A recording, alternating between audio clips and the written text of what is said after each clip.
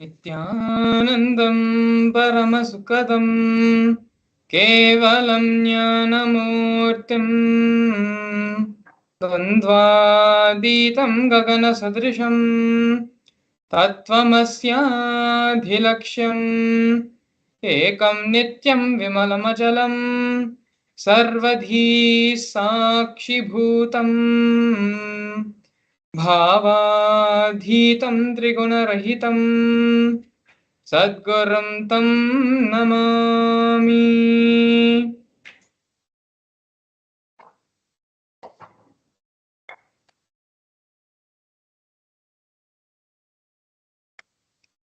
Namaskar everyone.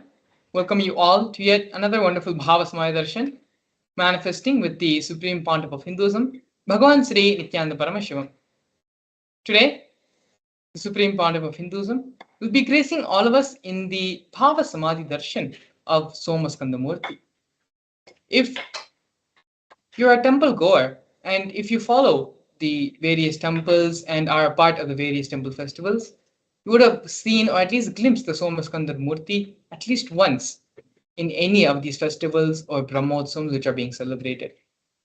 Somaskandhar is one of the most beautiful and most represented form of Paramashiva, which is worshipped and celebrated across every single temple in India. As we get into the session, you will learn more about who is Somaskandhar, the Leela behind the happening of Somaskandhar Murthy, as well as the signs of Bhava Samaya Darshan. We will also be from the direct powerful cognitions which are represented by Somaskandhar.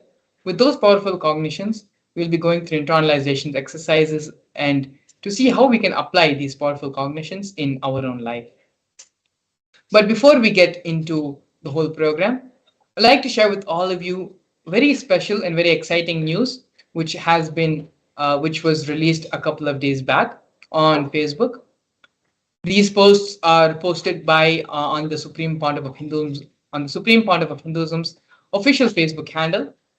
The first report is by the News Minute media publication agency, which has published the truth about the Interpol notice, which was allegedly been put on the Supreme Pontiff of Hinduism. All the details and all the references for the information is also provided in the Facebook page. But if you actually go and if you see and read the Facebook page, the Facebook post, you will see that Interpol has never issued any sort of arrest warrant or any sort of notice against the Supreme Pontiff of Hinduism. Rather, Interpol themselves acknowledge and recognize the Supreme Pontiff of Hinduism as leader of the sovereign state of the United States of Kailasa. So this is one of the most extraordinary news. This is a very positive news and very good news for all of us Kailashian citizens and for the rest of the world as well. So please take a few minutes of your time to go ahead and spread this news on social media. This post is on the Supreme Pontiff of Hinduism's official Facebook handle in Facebook. And so as you can see here, media reveals the truth about no Interpol notice against the Supreme Pontiff of Hinduism. Pontiff of Hinduism has been recognized by the United Nations, international bodies, and multiple countries. After baseless rumors spread about Interpol notices being issued against the Supreme Pontiff of Hinduism, media like the News Minute have revealed the truth of no Interpol notice against the Supreme Pontiff of Hinduism, along with clear evidence of letters directly from the Interpol on the same matter. So actually, if you scroll down on this Facebook post, you will see the references as well as the screenshots where the Supreme of News Minute projecting, and if you can see here, it's being projected right now. So these are the official letters from the Interpol themselves issuing, saying that no notice case has been put against the Supreme Pontiff of Hinduism. So this is one of the most extraordinary and one of the good and positive newses which has happened over the past couple of days. And please share this news with all of your family members in all of your social circles. The second, which we want to share with all of you, is the United Nations has recognized the persecution on the Supreme Pontiff of Hinduism and has published this on their official website. United Nations publishes another report on the persecution of the Supreme Pontiff of Hinduism on Kailasa's Gurukul and Kailasa's children and women. A report of the special rapporteur on the sale of sexual exploitation of children, including child prostitution, child pornography, and other child sexual abuse materials, on reparation for child victims and survivors of sale and sexual exploitation. The weaponization of sexual violence targeting women and children, especially of minorities' traditions, is part of a more pervasive and systematic campaign targeting certain indigenous spiritual traditions, minority communities, and their leaders. One such indigenous spiritual tradition, currently targeted by for extermination by the deep state elements, is the Hindu Aboriginal Indigenous Agricultural Tribes, which is the AIAT community led by the Supreme Pontiff of Hinduism, Bhagavan Sri Nithyananda Paramashivam. Kailasa's Nithyananda Gurukul, the traditional residential education system of AIAT, is one of the core components of AIAT from a tender age. They learn the 64 Vedas, types of knowledge in a unique method of knowledge transmission. Since 2010, deep state elements have forcibly and unlawfully shut down the indigenous Nithyananda Gurukul, depriving the AIAT children of their fundamental human rights and right to traditional education. Several terrorist attacks continue on the AIT schools and the children to destroy the Gurukul indigenous education system, ironically by the state bodies responsible for reparation.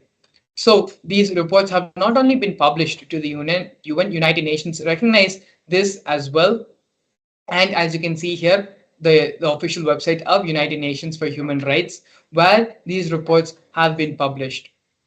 The various persecutions on Kailasa, on the Supreme Pontiff of Hinduism, on Kailasa's Gurukul, and Kailasa's women and children. All of this is available freely. You can go and see for it yourself. All the references and links have been linked in the Facebook posts. If you actually go to the Supreme Pontiff of Hinduism's official Facebook handle, these two posts are featured and will be. So you can read the post for yourself and please share and great news which is happening where the Hindu persecution due to the hard work and sacrifice of the Supreme Pontiff of Hinduism is now being recognized internationally and is being acknowledged and is being properly in the international forums. And so now with this, we're going to enter into the grand narrative of the Supreme Pontiff of Hinduism, having the introduction of the reviver of Kailasa. The Supreme Pontiff of Hinduism was born in the year 1978 on January 3rd in the holy southern town of Tirunamala. At the tender age of 3 in the year 1981, the Supreme Pontiff of Hinduism was initiated into the Bala Sannyas, which is the child saint, by enlightened beings, masters, and his predecessors through a ritualistic ceremony. The Supreme Pontiff of Hinduism was identified as an incarnation by enlightened beings as Yogi Raj Yogananda Puri, Vidwan Panduranganath, and the 130th Guru Mahasannidhanam, which is the pontiff of the 20 Mandaladinam of Kanchi. When the Supreme Pontiff of Hinduism was of 16 years of age, he was coronated by Mata Vibhudananda Puri, the Vedanta Guru of the Supreme Pontiff of Hinduism, also lovingly called as Mataji Kuppamal. You can see there is a conch and a kamandalu, which is the water pot, to the left of the Supreme Pontiff of Hinduism, as well as the wooden staff to his right, all of which are given to the Supreme Pontiff of Hinduism by Mata Vibhudananda Puri. These are the traditional items which are handed over along with the official induction as the successor into the lineage. You can see here the photograph of the Supreme Pontiff of Hinduism standing with Mata Vibhudananda Puri, the Supreme Pontiff of Hinduism's Vedanta Guru, as well as the coronation photo taken when the Supreme Pontiff of Hinduism was inducted as the successor of Arunachala Sarvanyapeetham and coronated to revive Sri Kailasa.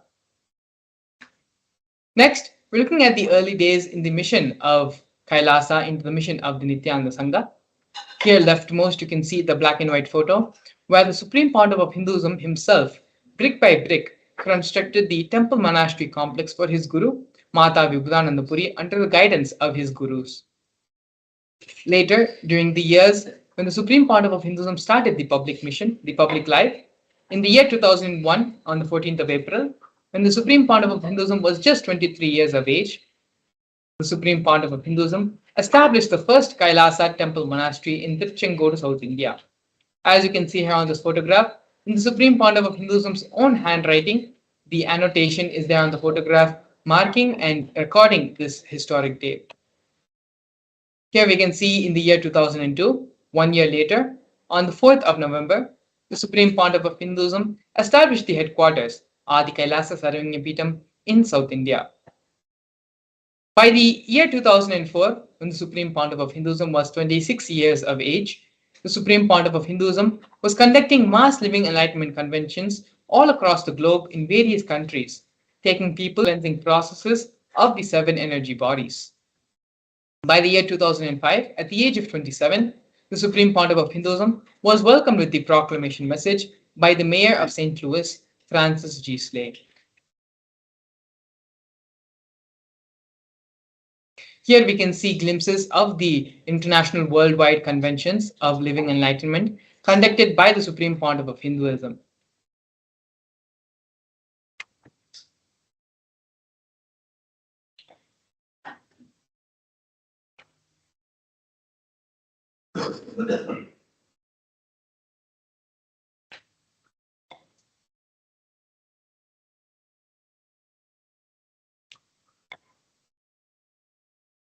In the years 2015 and 2016, during the auspicious Kumbh Mela festival, one of the largest celebrated festivals in the world, the Supreme Pontiff of Hinduism initiated thousands into the mass living enlightenment, both in Nasik Kumbh Mela in the year 2015 and the Ujjain Kumbh Mela in the year 2016. As you can see here, we have photos of thousands and thousands of people visiting the Kailasa camp in Ujjain and in Nasik, and the Supreme Pontiff of Hinduism giving the mass initiations living into living enlightenment to all those who had come.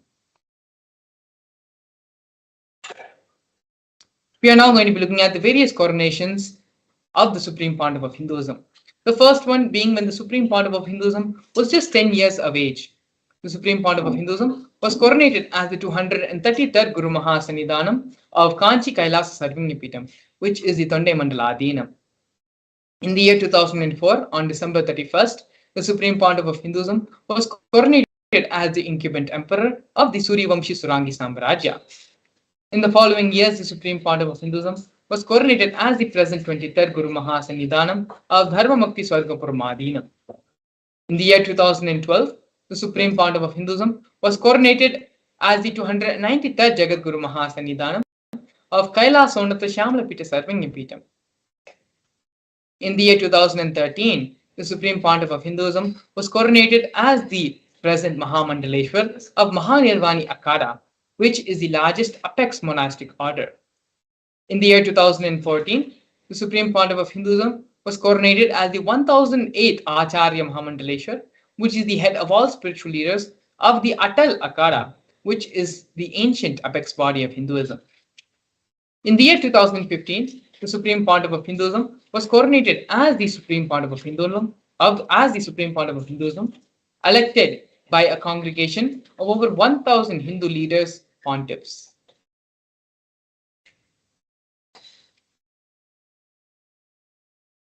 The United States of Kailasa is a macrocosmic, ancient, Hindu enlightened civilizational nation whose vision is living enlightenment for all of humanity. Kailasa's mission is to revive and share with today's world the practical applications of the greater sciences of authentic Hinduism, including Hindu cosmic physics, Hindu alchemy, Hindu cosmology, Hindu biology, Hindu mathematics, the power manifestation science, and other sciences as revealed by the Supreme Pontiff of Hinduism. These sciences were once practiced freely in over 56 nations across the continent, but are now facing extinction due to the persecution which has spanned over a millennium.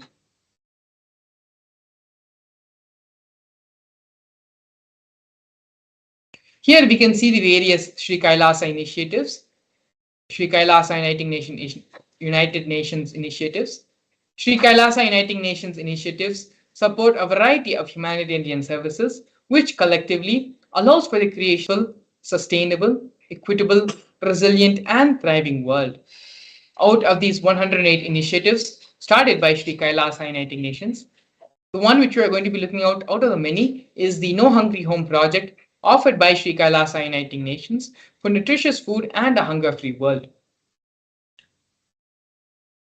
More than 1 billion meals have been served over the past 27 years. The Hindu ASMT community has organized more than 3 million annadans, serving a total of 1 billion meals. Annadans are the free organic meals as per the tradition, which are served during religious gatherings to everyone without discrimination.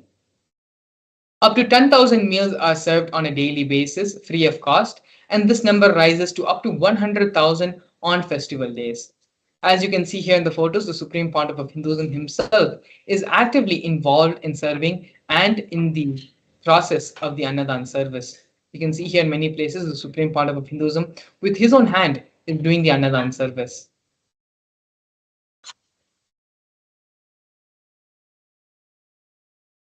Here we can see Kailasa's protective and preventive COVID care centers offered by Sri Kailasa Uniting Nations for affordable and holistic health care.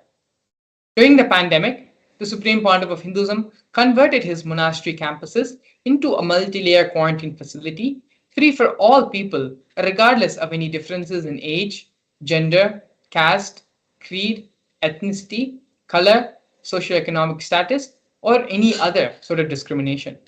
Not only that, but food, shelter, internet, as well as other basic facilities, including free medical care, were provided to all the residents for an indefinite amount of time. More than 30 million citizens followed Kailasa's 28-day spiritual regimen in the year 2020.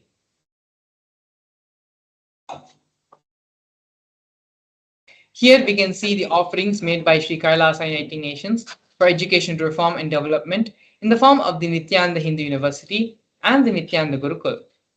The Nithyananda Hindu University was established by the Supreme Pontiff of Hinduism and is the world's largest Hindu university. The Nithyananda Gurukul was inaugurated by the Supreme Pontiff of Hinduism on the 2nd of October 2006.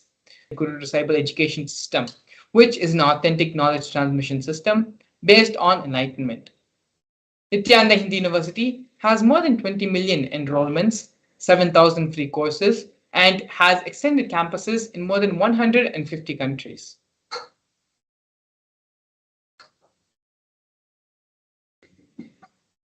Here we can see Sri Kailasa Uniting Nations for the protection of Hindu scriptures in the form of the Nithyananda Jnanalaya, which is the library, and the Hinduismpedia. The Supreme Pontiff of Hinduism established the Nithyananda Hindu Jnanalaya to collect and to preserve the 1 million Hindu scriptures while ensuring that knowledge is made accessible and shared free of cost to all people, collecting and preserving 1 million source books on Hinduism.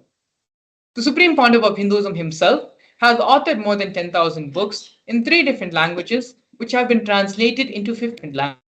Not only that, the Supreme Pontiff of Hinduism has published more than 10,000 articles and has given more than 10,000 free discourses with a combined view of more than 1 billion. The Hinduismpedia is a project offered by the Supreme Pontiff of Hinduism, where the Supreme Pontiff has collected more than 15 terabyte of digital material in rare manuscripts, pitas, ancient muds, and ashrams. This collection is inclusive of over 1 million pages on Hinduism, 22,000 digital books, 1,000 e-textbooks, and more than 100,000 articles on various topics in Hinduism.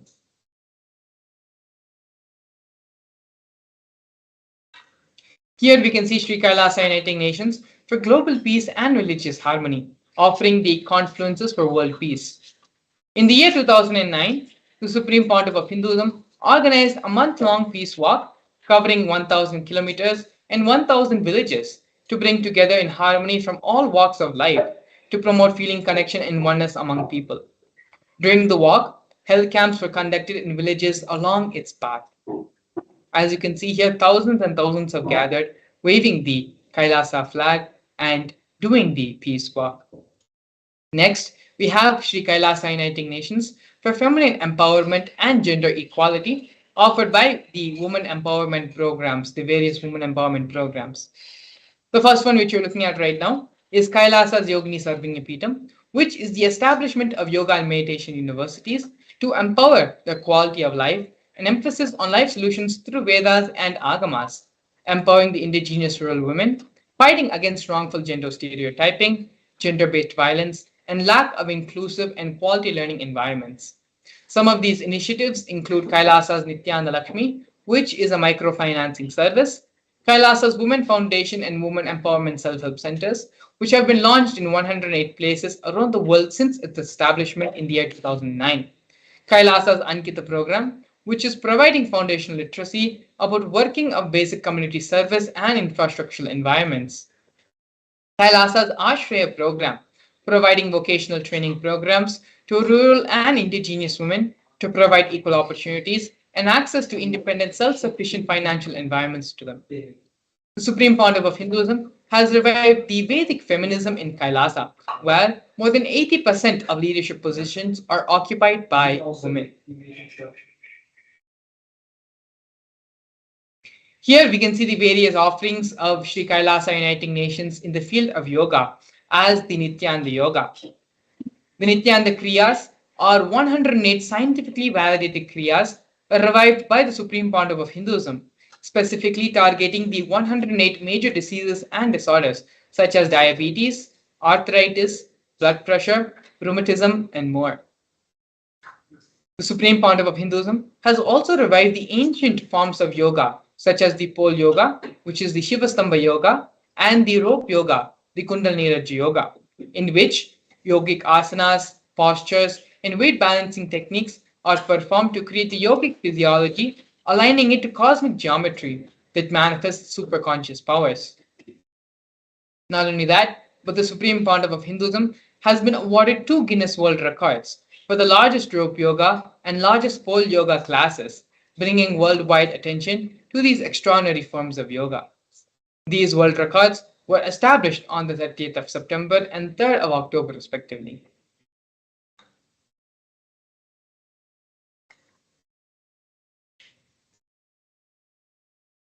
Despite being heavily persecuted continuously for more than a decade, the Supreme Pontiff of Hinduism, in his unwavering intention, commitment, and action in building the only Hindu nation, has established the sovereign state of the United States of Kailasa to protect, revive, and preserve Hinduism, the most ancient, most peaceful, still living, and long lasting demonstrable system that shows the possibility of peaceful coexistence amongst people. Next, we're going to be looking here at one of the most historic and definite moments of the Kailasa nation, where Kailasa, the first nation of Hindus led by the Supreme Pontiff of Hinduism, Bhagavan Sri Nithyananda Paramashivam, spoke on behalf of the 2 billion global Hindu diaspora at the 14th session of the United Nations Forum on Minority Issues. A significant milestone in the history of Hindus and the sovereign state of Sri Kailasa happened on the 2nd of December 2021. His Excellency Shri Nitya Moksha Priyananda, Ambassador Extraordinary and Plenipotentiary of Kailasa, represented the persecution of Hindus at the 14th session of the United Nations Forum on Minority Issues. The theme of the forum was conflict prevention and the protection of human rights of minorities. This was the first time the plight of persecuted Hindu minorities was represented in the United Nations. The ongoing and systematic generational attacks on Hindu indigenous traditions were highlighted in these meetings.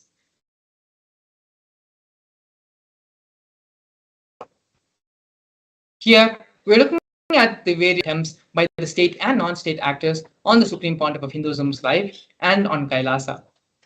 More than 70 assassination attempts and attacks, physical attacks, have happened on the Supreme Pontiff of Hinduism in India and abroad. 40 attacks on community members and temples, over 60 incidences of attacks, molestation, and rape of women and women monks. Intense lawfare through the 100 false legal cases, all but one are dismissed. Intersectional persecution using entire government mechanism, politically owned media and judiciary controlled by politicians, inciting mob violence through social media. These are just but few of the massive methods, methodologies, and ways the illegal persecution and the harassment and the degeneration attacks have been happened on Kailasa and on the Supreme Pontiff of Hinduism for over a decade. But despite all this, Hinduism, in his unwavering intention, sacrifice, and hard work for the Hindu nation, has built the United States of Kailasa for all of us to peacefully, practice and live, and we have the establishment of the Hindu nation. In this next segment, we're going to be looking at one of the most important contributions given by the Supreme Pontiff of Hinduism for all of humanity, and that is the power manifestation science. We're going to be looking at the spiritual reference, the scriptural reference for the power manifestation science, how the power manifestation science works, as well as a live demonstration of these various powers. So please stay tuned. We'll be back with you after a short break to see the live demonstration of the power manifestation science. A more intelligently connected world leads to a brighter future. An enlightened humanity leads to a better world. During the Paramashivam program, we help people to discover their superhuman possibilities and help them to find and achieve the true purpose of their birth by giving them the techniques, practices, and methodologies from the Vedagamas, the original source scriptures of Hinduism. The Supreme Pontiff of Hinduism is reviving the ancient original Vedas and Agamas in all its glory, in a user-friendly way for the modern mind. The Supreme Pontiff of Hinduism is transforming human beings into divine beings, reviving, initiating, and replicating the 463 powers from the Agamas revealed by Paramashivam. The Supreme Pontiff of Hinduism is not just giving solutions for every problem man faces, but is making them irrelevant to their lives by transforming human beings into divine beings. Listen. Any argument presented by your mind, body, your present reality to establish you are not Paramashiva. You are not omniscient, omnipotent, omnipresent. Anything presented to prove you are not Paramashiva is illegitimate. Decide this. This is super determinism. Understand? Anything you declare as illegitimate will lose power over you, will die in few days, few minutes, maybe in few weeks, whatever few days it takes. It will not have power over you. Understand, this is the method for sudden enlightenment. This is the method for sudden enlightenment.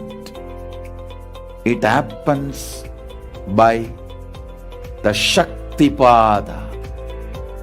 Here Paramashiva is sitting to tell you all, you are Paramashiva, you are me, with Shaktipada and Shaktinipada.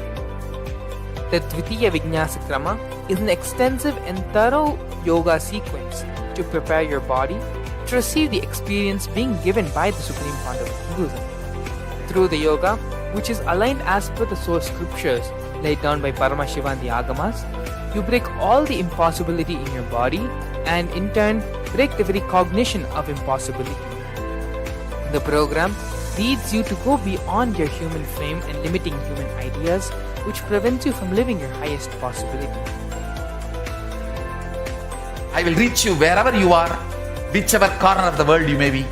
I will reach you with enlightenment. Again I tell you, I am not here to prove I am God, I am here to prove you are God. Don't wait to become divine. Register now at paramashivoham.org.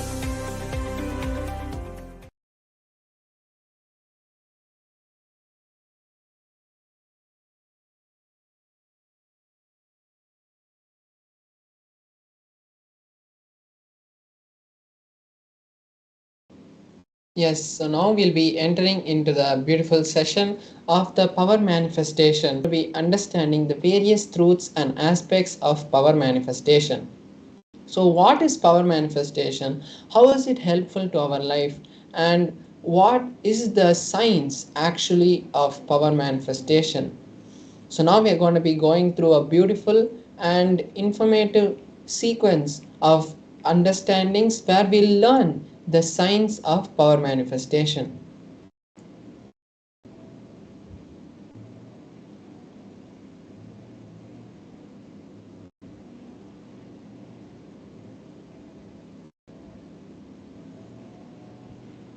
So, in the Vedagamas, the source scriptures of Hinduism, Paramashiva elaborates in detail that every human being is hardwired to be able to manifest the 463 Shaktis of Paramashiva.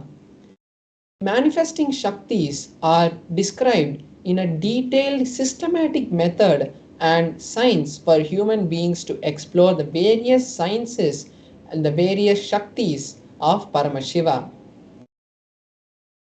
The manifestation, fundamental cognition that you are divinity and not the cognition that you need to reach divinity.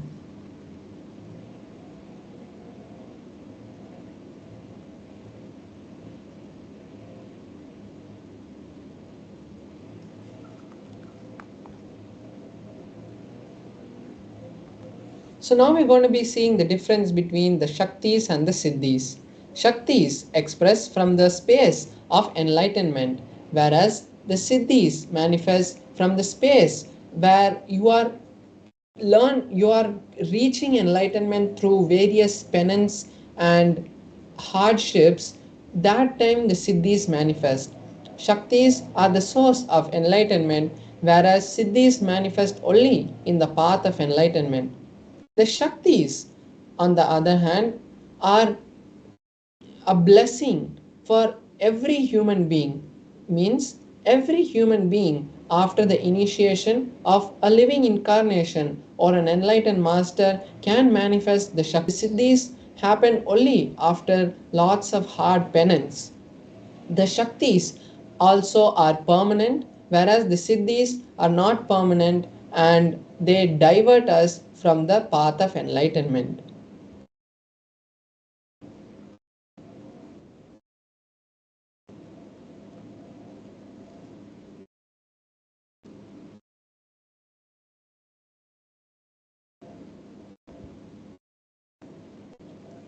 So now we are going to be seeing the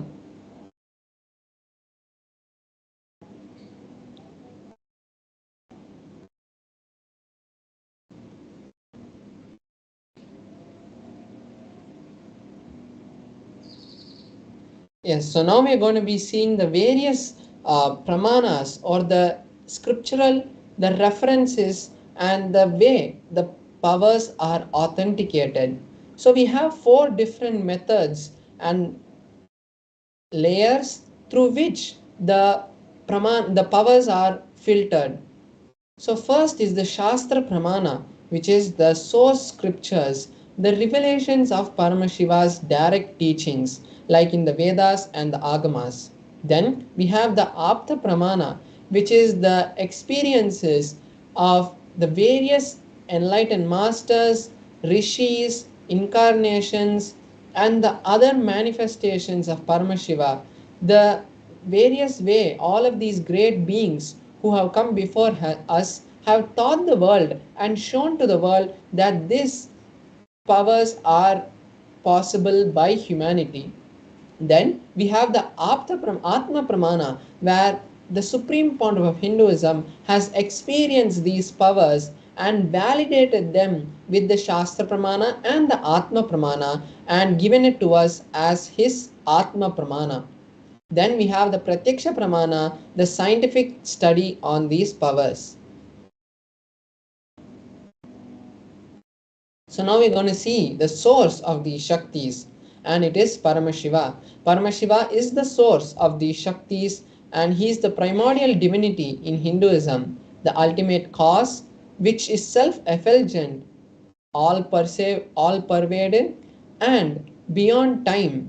He manifests the 5 actions of creation, sustenance, rejuvenation, pulling out of delusion and liberation. And through this things and manifold existence that we know.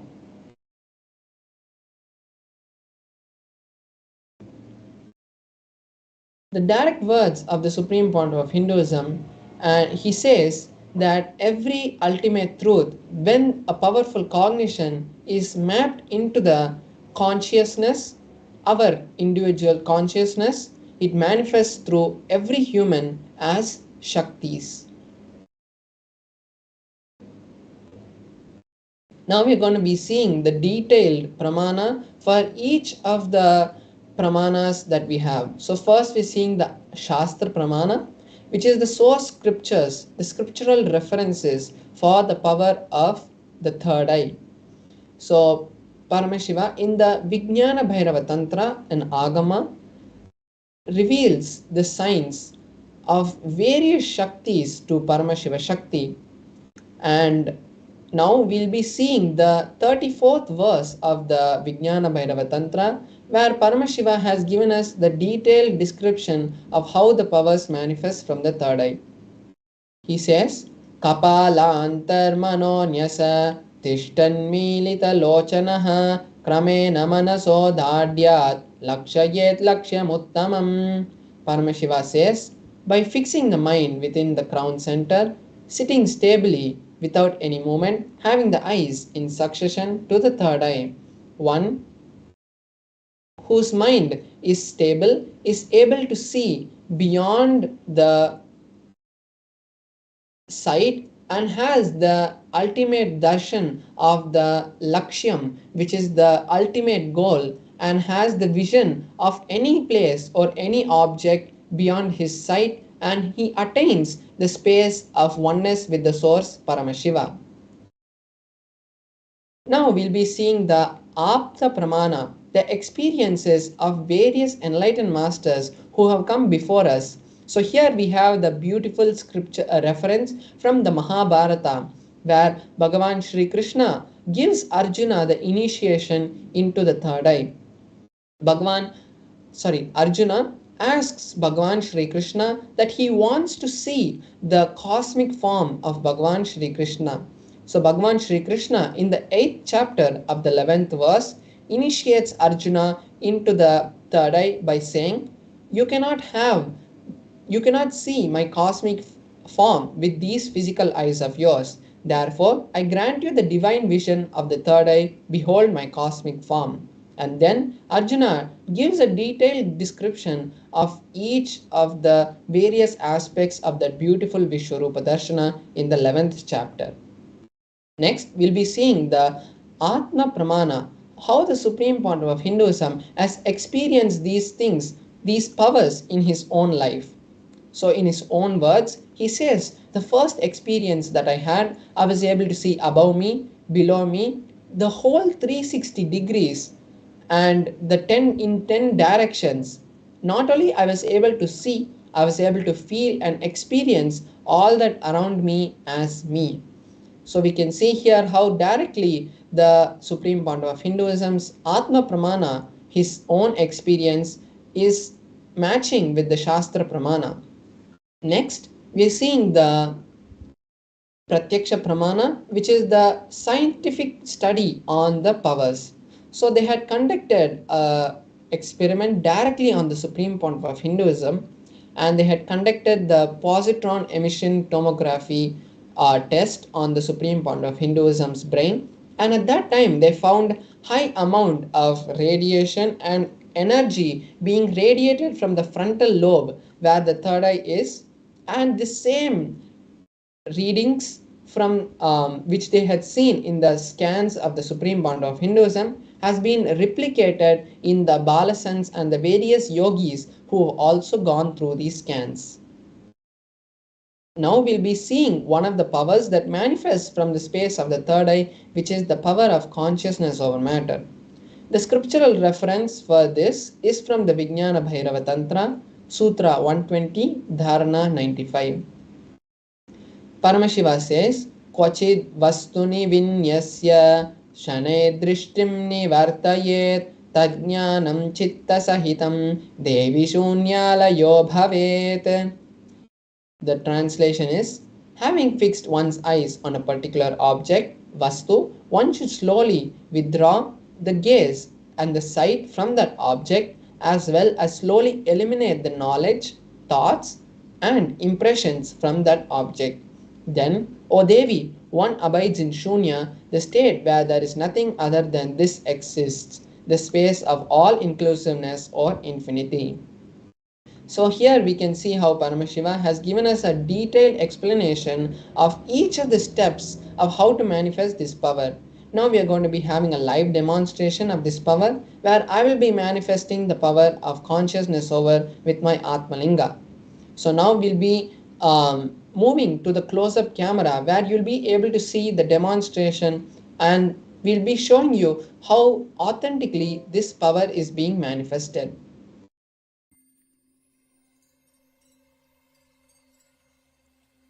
I welcome you all with my love and respect. Let you all open all your three eyes. Om Nithyananda Paramashivam.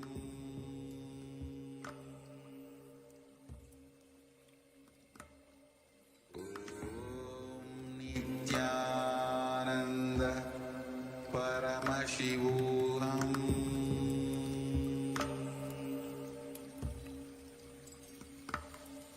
Om Nithyananda Paramashivam.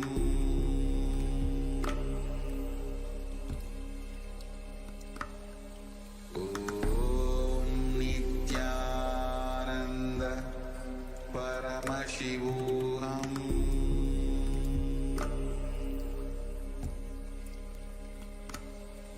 Om Nithyananda Paramashivam.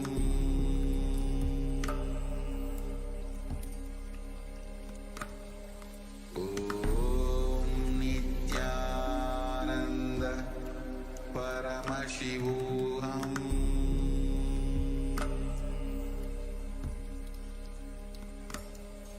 Om Nithyananda Paramashivam.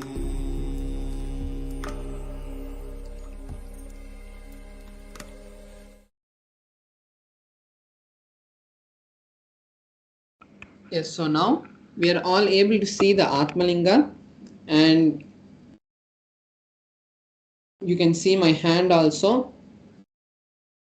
So now I'm just showing you my hand also. You can see that there is no kind of strings or any glue, all those kind of things which are there on my hand. And we can see the Atmalinga also, and as we know, the Atmalinga is made of a crystalline material, so there is no kind of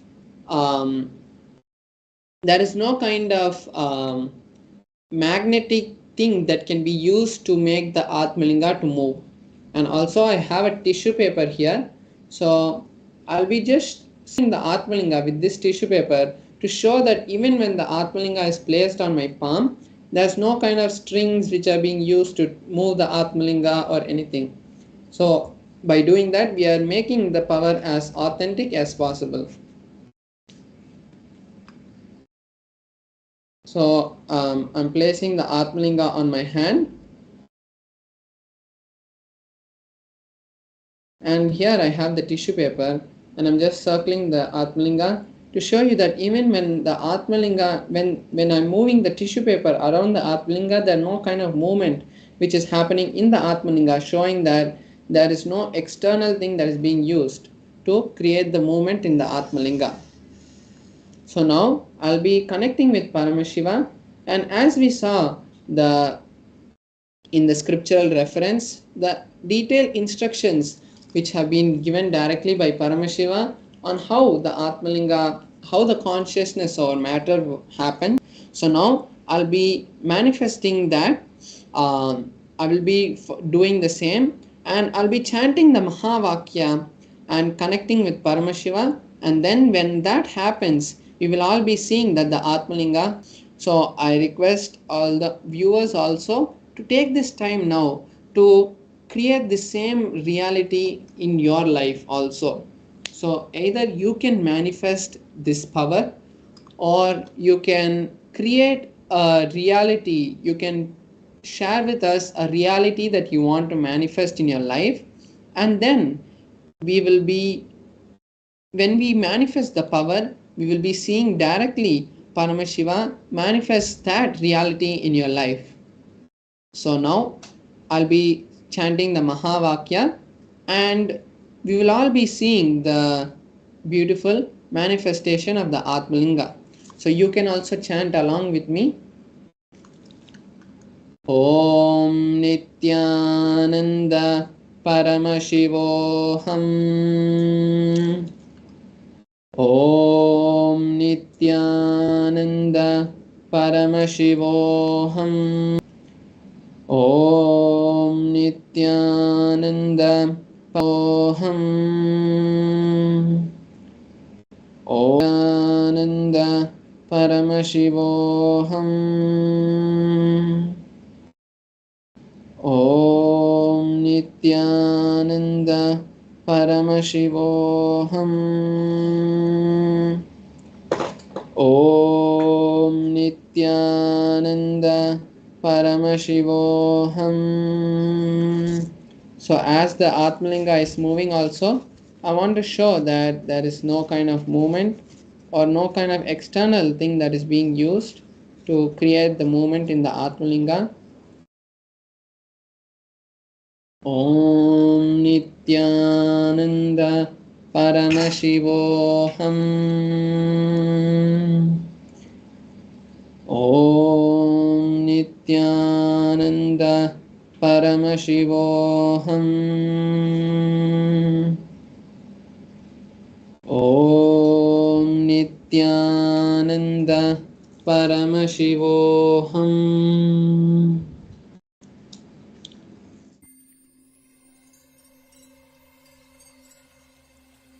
I welcome you all with my love and respect. Let you all open all your three eyes. Om Nithyananda Paramashivam.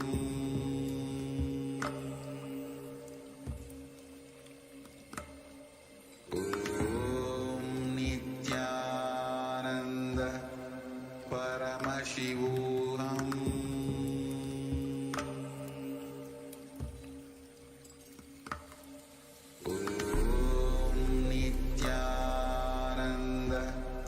Paramashivam.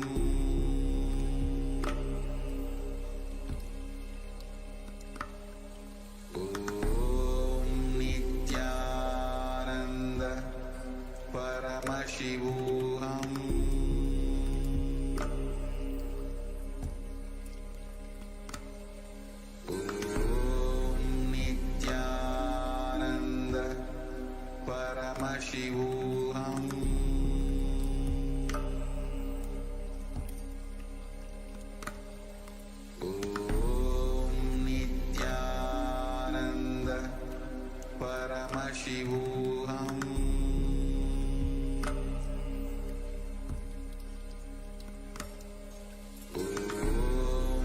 Nithyananda Paramashivam. Paramashivam.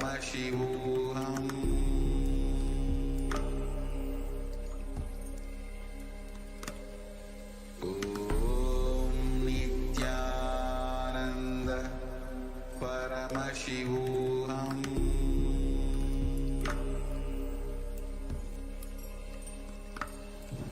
Om Nithyananda Paramashivam. Yes, so now we have seen the beautiful manifestation of the Atmalinga, and now this is the best opportunity for all of us to take, best time we can take to create the reality of Mahaparamashivoham, where we'll be learning to manifest this kind of Shaktis. And the goal of this consciousness or matter is not to just move the matter, but it is to create the realities that we want. It is to have a personal, intimate relationship with Paramashiva and create a better future for you and your family. Because in the Mahaparamashivam, you'll be learning lots and lots of powerful cognitions which you can use in various situations of your life to create a better future for you. So now we are projecting the QR code on the screen. You can scan that with your phone and it will take you directly to the registration page of the Paramashivam. And now we are going to be moving into the next session where we are going to be understanding about a really important component that takes away the whole effort, that takes away the whole beauty of manifesting Paramashiva in our life, which is the pattern of decision fatigue. And when we have this decision fatigue, it always, when we have a breakthrough in our life, we think, oh, I've taken so much, I've done so much, and you just get overwhelmed and you don't enjoy that you have allowed Paramashiva to create something in your life. So when we understand about how we can go beyond this decision fatigue and break this pattern of decision fatigue, we will be able to allow Paramashiva to flow through us. So we'll be listening to a series of satsangs by the Supreme Point of Hinduism, where he'll be teaching us and explaining about how this decision fatigue can be overcome. So now let's sit with our head, neck and spine in a straight line. And as most importantly, make sure that you take notes of this and share it with your friends and families in the social media, and make sure that you write it and keep it as your book of hearts. So now let's sit with our head, neck and spine in a straight line.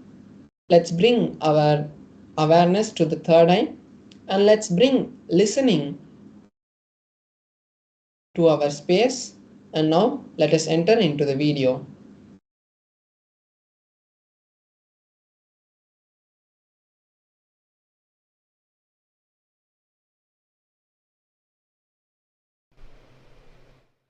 Fatigue decision or decision fatigue means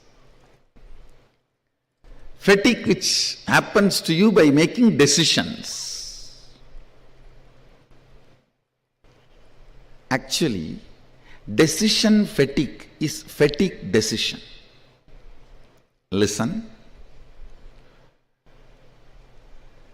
Decision fatigue is nothing but fatigue decision. I'll explain. When you decide to superimpose elephant on a wooden sculpture, elephant, the fear or greed or other emotions, opinions associated with elephant gets aggravated in you. When you go through that ups and downs, incompletions, you become tired. Listen carefully. Yesterday I was discussing with some of the Adinvasis preparing for Sadashivoham. Actually, whole day nothing is being done other than making few phone calls. But everyone is tired, fatigued, thinking they are doing two big things. Nothing. Nobody is building here. Even if buildings are happening, big buildings are happening, what you are doing is only phone call. Nothing else. If you just do the postmortem and see exactly what you are doing, it's only phone call and talking. And at the most signing, that's it. But you are so arrogant, you don't want to believe you are not doing anything. Because you are always, you thrive on pampering yourself with arrogance. Pampering yourself with arrogance is the way you thrive. So naturally, to cheat others, you start using the word, I am doing this, I am doing that. And finally, you yourself start believing and get cheated by it. You getting cheated by yourself is what I call fatigue decision or decisions of fatigue. The decision making leading to fatigue, or out of fatigueness you decide to be arrogant. I tell you, fatigueness, when you are tired, you decide to believe you are doing too big things because you need to justify to yourself you are big, you are doing something great. I can't understand people becoming tired by traveling. They say, oh, I came from Chennai to Bangalore, I am tired, I have to go and lie down. Hey, what have you done other than sitting in the AC car? It is just most cunning, arrogant way of cheating others. Unfortunately, while you utter these words to cheat others continuously, after 4 or 5 times you start believing that words and get cheated.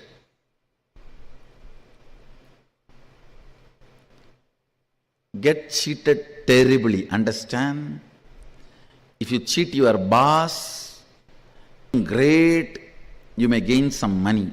If you cheat yourself, you lost your very life. Anybody who cheats himself or herself loses life. You are in utter confusion, don't know what to do, don't have direction, don't have any real movement done. Tired, busy.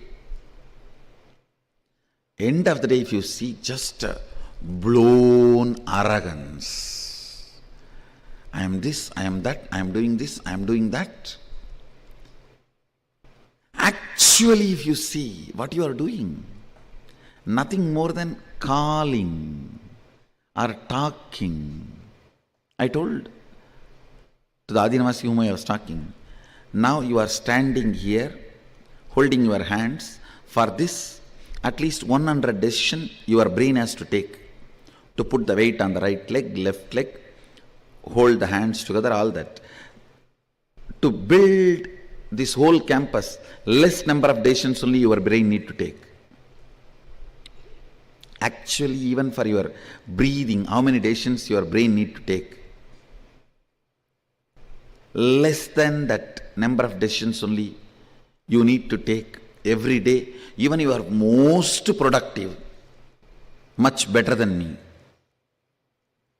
Even if you are in that space, you need to take only less decisions which you need to take for your breathing. For your breathing, if you are taking 200 decisions, and if you take just 100 decisions for the work, the whole thing will be successful. It's arrogance. The false identification, because of your decision, whoever is working, you attribute all the glory to you.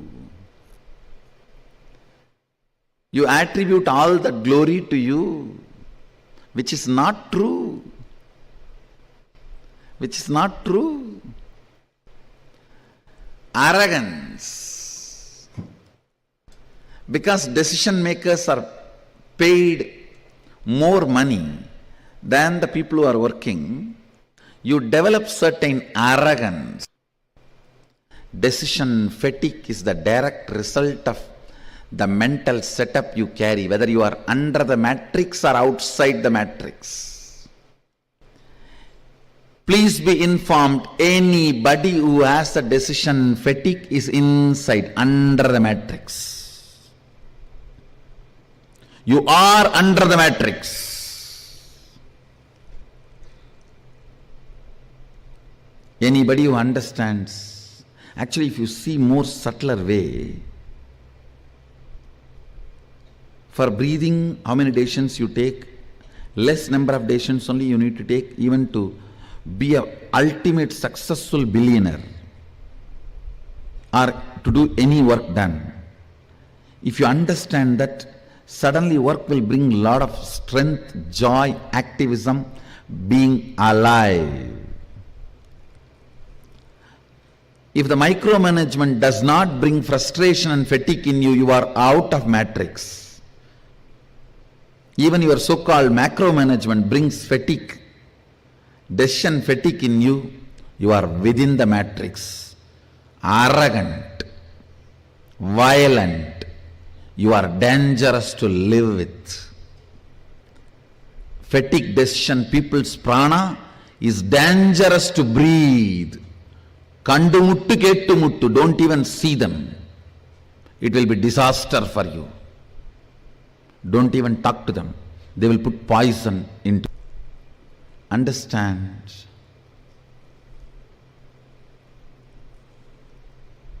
Most of your problems, stupid thing called decision fatigue and arrogance developed due to decision fatigue destroys your life, and matrix always pampers it.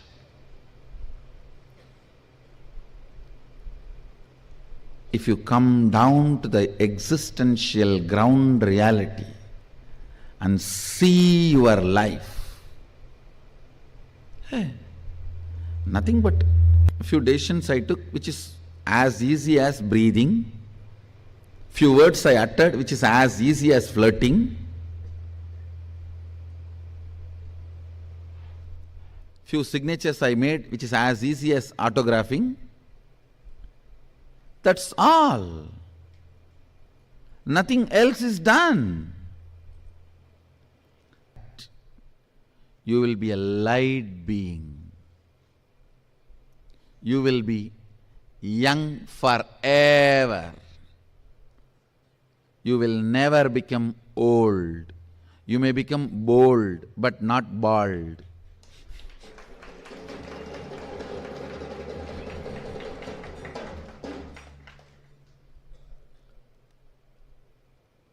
If any thought current makes you believe you are working, you are tired, you need to be pampered, you are worthy of this, that, they will destroy your life. They will make you old.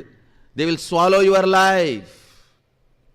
Anybody who makes you believe, makes you understand the ground reality, actually you are not doing anything. It is as simple as breathing and chatting, just walking around, as simple as, see, if you have a vacation, what all you will do, you are not doing anything more than that in any of your job, I am telling you. It is just your idea of today vacation, today office. Whether it's the Balasant having pus in his ears needs healing, or somebody came and stole something in some branches, or some devotee got into accident, he needs immediate healing, I need to attend. How I sit and go on micromanaging tirelessly, almost 800 to 1000 decisions I make a day without decision fatigue.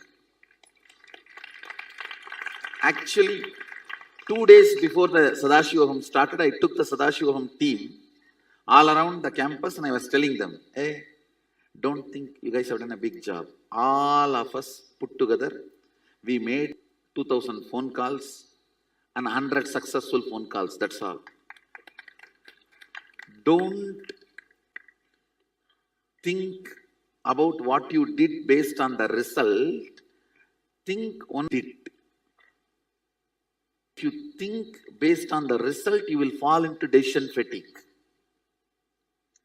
Decision fatigue is one of the biggest suffering of the corporate mind. And I said, all of us put together made 2000 phone call and 100 successful phone call, that's all. The whole team collapsed, came down to planet Earth. I should say got grounded from the airy, fairy, Hari.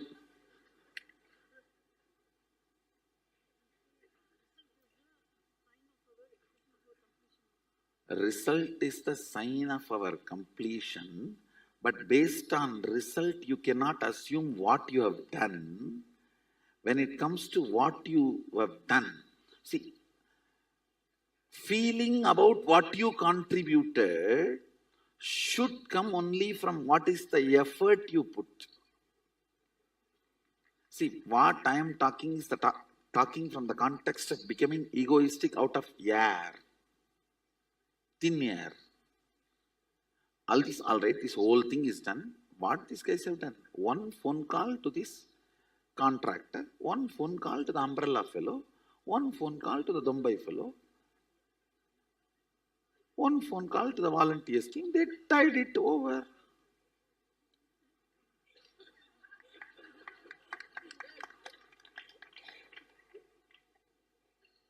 Oh. Let us come down. So that is what exactly I feel about I just come and blush with the deities for a few minutes and go around, tease some of the brahmacharis and make fun of these balasans. And then come back and sit and just spend a little time asking some questions and answering some questions. Sometimes questioning your answers and sometimes answering your questions. Go back and rest back into Samadhi. That's all. You not build castles in the air about your contribution keeps you away from denial and keeps you grounded about life. The decision fatigue is all about entertaining denial.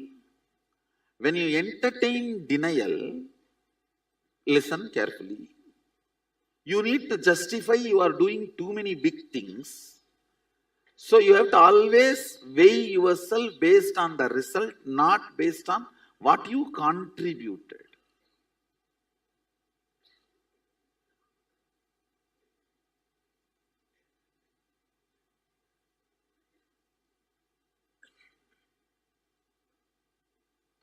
This is one of the biggest corporate problem. And I tell you, decision fatigue damages your liver and intestine. If you remove decision fatigue from your life, you will grow younger. Decision fatigue starts as delusion, ends as disease.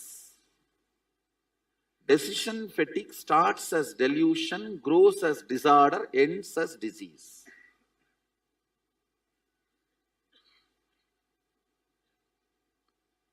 I know many of you are not convinced that you have a decision fatigue. You all feel that really you are contributing something.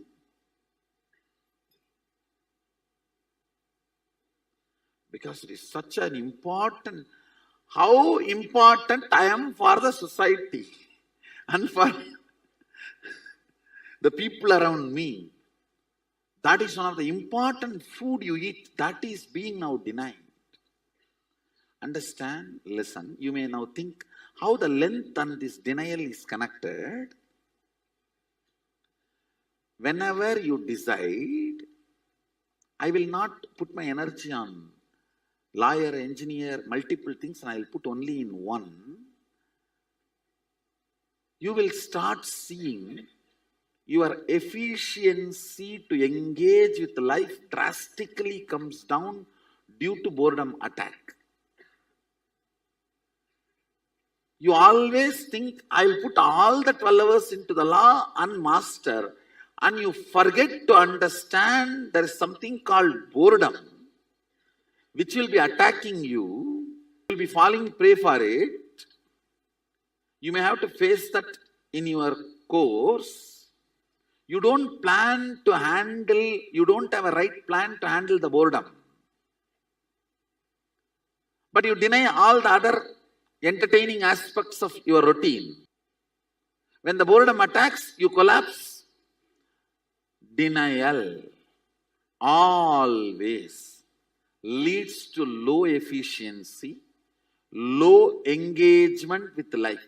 When the engagement with life comes down, depth of the boredom increases.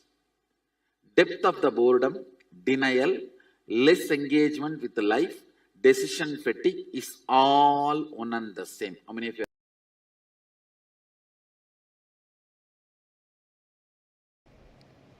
Listen, decision fatigue steals your life from you. Decision fatigue directly tires your liver and intestine. Decision fatigue directly affects your very existence. The NRI Hindus, non-residential Indians, Hindus, listen. This is one of the important message I have for you. It has nothing to do with spirituality. You get heart diseases, heart problems, and die younger 600 times, not percentage. Listen, 600 times. Listen to me once more, not percentage. If you want, Google it. I again and again read that line. No, is it percentage or time or spelling mistake or error? So I landed upon one or two articles saying 600%. Then I went through again and again. Larger number of articles and more authenticated papers published with the original names and the organization names which did research are talking 600 times. Even I could not understand. But I can give you the original reference. 600 times you are more prone to the heart problem, heart disease, death. Reason is, I tell you, decision fatigue. Only one reason, decision fatigue. If you are an NRI, 99% of you are in white collar job. Only the construction workers in Dubai and few working class in Malaysia and Singapore, like this exemption only does blue collar job. 99% of you are doing only white collar job. Then what is the need for you to die so early? One and only reason, decision fatigue. If I can make NRI community understand from the angle of physical, physiological, psychological, not even from the angle of spiritual, because still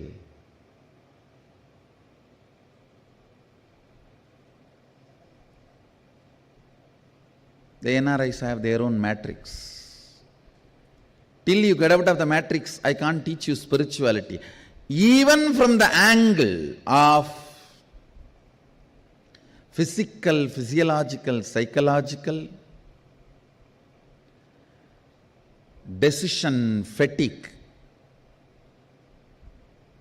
destroys your life.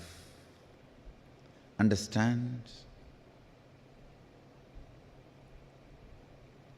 If I make this one truth to the whole NRI community, if I can reach this one truth to the NRI community, I feel I have done my responsibility.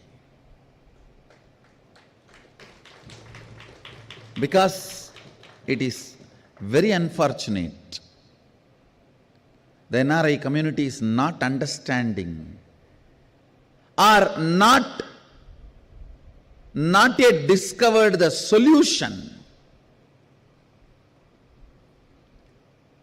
They have not understood the decision fatigue can be healed just in one sitting. It does not need to be part of your life. A simple understanding about integrity, grounding yourself based on integrity.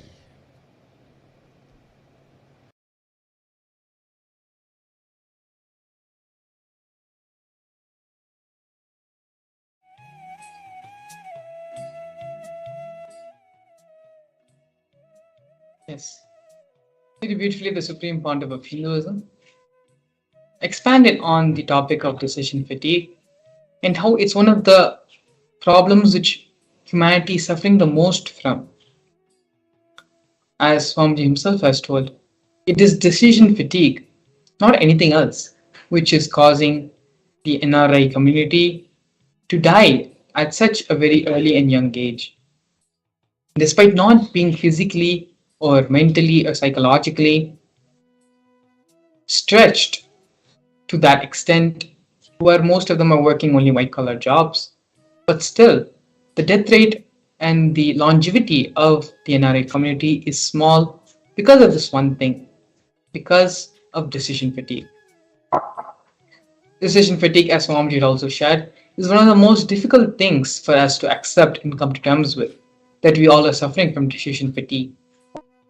The need to satisfy our ego, the need to feel important, the need to feel that we are providing, we are contributing members of society, all builds up to us feeling that we did a lot when it was just a matter of few phone calls or just some paper moving job. And so for that reason, it is understanding, accepting that we have decision fatigue in our lives, that we are all suffering from this pattern, is the only way we can come out of it, and the only way we can actually become energetic, active, and contributing members of society. Swami beautifully gives an example. It is like a dog who runs around the whole day thinking he is doing something, he's trying to achieve something, but in reality, in actuality, he just moved from one place to the other. There's nothing which he actually accomplished in life. Our decision fatigue is the same thing. We are constantly running, thinking we are running and accomplishing something, but all we're just doing is another, but not actually accomplishing and getting any work done. First, accept that we are suffering with, then we'll be able to come out of the problem. Here with us, we have an internalization exercise to help us come out of the pattern of decision fatigue. The biggest problem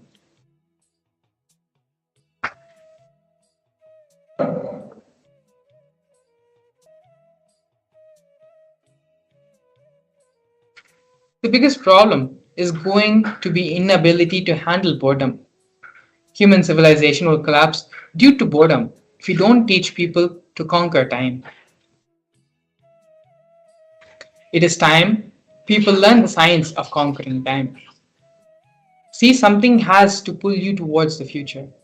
You can't always be pushed from the past. This is a beautiful understanding Swamiji gives. And if you see, we are actually already suffering from these problems today. With the exponential growth of social media, the advent of social media platforms like TikTok, where the attention span of a person, of an individual, is not more than 10 to 15 seconds. Where the videos which you upload itself is limited to only 30 seconds. That is the maximum amount span a person is going to give you before they continue to scroll, before they continue to move on to something else. We have already entered into that age of boredom, where a continuous stream of information, of entertainment, of different types of entertainment can only satisfy you and keep you engaged and keep you in a solidified state. You start becoming restless, you start becoming bored.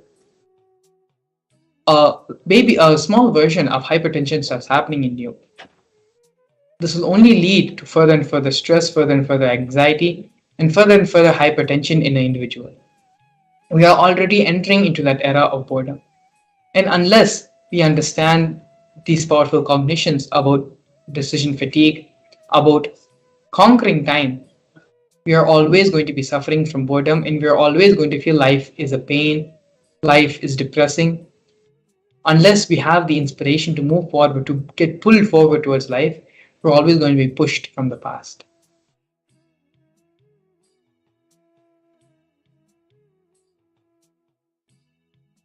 The first step of the internalization exercise is to pen down everything from the past that pushes you forward. What makes you feel that life is dragging? What makes you feel that you are being pushed towards doing something rather than you running towards the goal you are trying to achieve? First, pen down all of these things in your life where you feel you are being pushed forward rather than being driven forward. Take a few minutes and sit and do the internalization exercise completely and sincerely. It will only help you to understand yourself more deeper and come to more deeper realizations and understandings about yourself. Swamiji beautifully says that we give time for everyone in the world other than ourselves. Very rarely we give time to ourselves to improve our own personal personality, our own being, and become a more complete person, a more intelligent and understanding and mature person. These 20 minutes of the process which we are doing every day as part of the introduction to the Bhava Samadhi Darshan is one of the only few moments in your life where you are sitting and you're working on yourself personally. You're working on your personal development. You're working for you to become a better person. So give yourself this opportunity, give yourself the space, this time to work on yourself, on your inner being, on the cognitions which you are fundamentally functioning upon. It is these things which will create a change in your life, which will exponentially change and manifest the reality which you want. So, whatever distractions, whatever things which may be distracting you or taking up and your attention span, keep them all aside and just be completely and sincerely focused in the internalization exercise. If for you your gadgets or devices are a little bit distracting for you, then keep them away as well for a couple of minutes and just pick up a simple prayer and pen down from the whatever you feel is pushing you from the past, whatever feels like a load or which has to be done because you have to do it. All these things which you feel that you are being forced to do, that you need to do it because it's supposed to be done and not because you want to be done. Pen down all these different things in your life which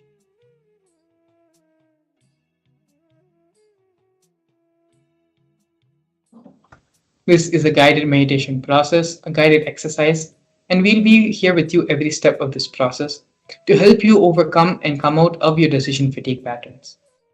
So now please take a few minutes and sit and start penning down. Everywhere in your life, feel that things are happening out of routine, things are happening because it has to be completely uninspired way, which needs to be done and which you feel is a load on your life.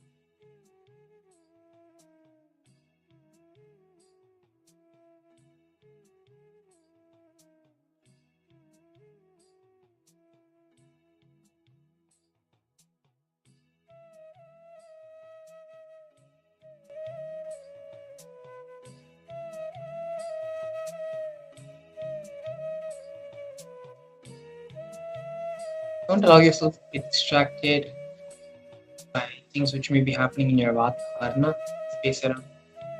Allow yourself to be completely integrated, completely focused. Exercise.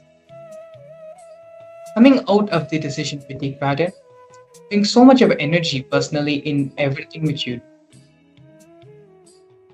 Not only will so much of energy come, you will really accomplish start accomplishing starts getting accomplished. The feeling that I'm doing so much of work, but still nothing is happening. The truth is that that much of work is actually not being even put in. But make yourself feel important to satisfy the ego of yourself that you are important and you are contributing. You are someone who society needs, who's valued by society. It is unfortunately and ironically the same ego which is preventing you from actually being a contributing member of society.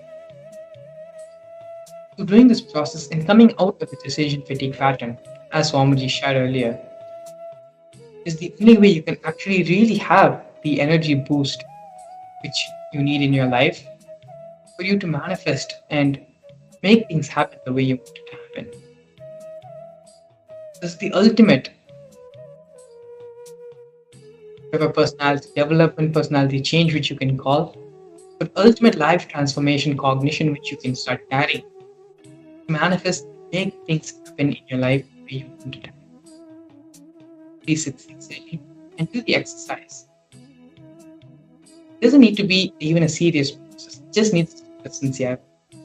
Sincerely go through, analyze your life, and identify all the places where you feel things which you are being forced to do in life, things which you have to do in life are happening because they are put a load on you, not because you're doing motivation. Identify all these things. And once this is done, we can move on to the next step. To take a few more minutes. Sit and identify your past, everything from your past, which makes you feel that life is a drag. You are being dragged by life.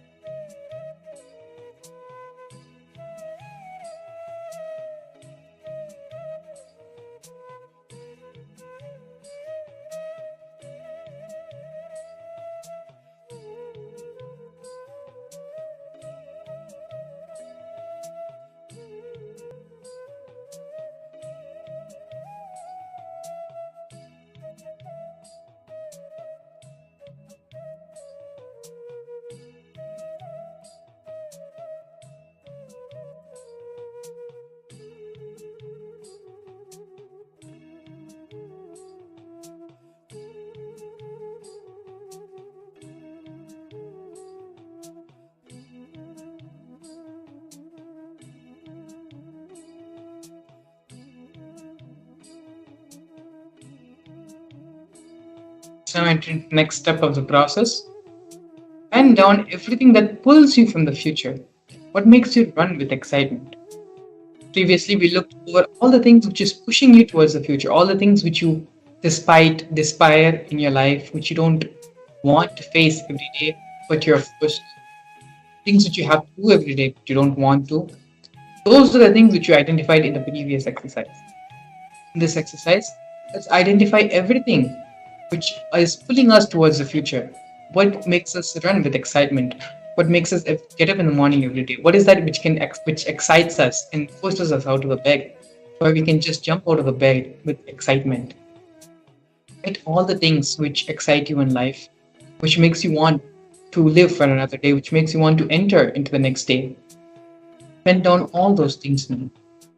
All the things in your life which pulls you towards the future, which makes you more life positive, which makes you want to experience life more and more. Once you're done with the first exercise of analyzing and filling out all the things which is pushing you towards the future, now let us enter into finding out things which will pull you towards the future, which is the excitement, the drive, the intensity of it. Again, the complete intensity exercise. Now you're supposed to be completely integrated and do this for yourself. Finally, at the end of the day, this exercise is only to fulfill you, to make you a completely transformed different being. Offer yourself, give that much of integrity and honesty to yourself.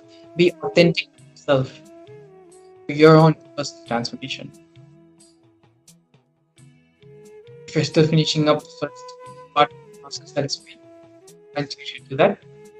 And once you're done, pen down all the things which excites you, which pulls you forward, drives you to become a better person, to make magnificent things happen around you. Exercise.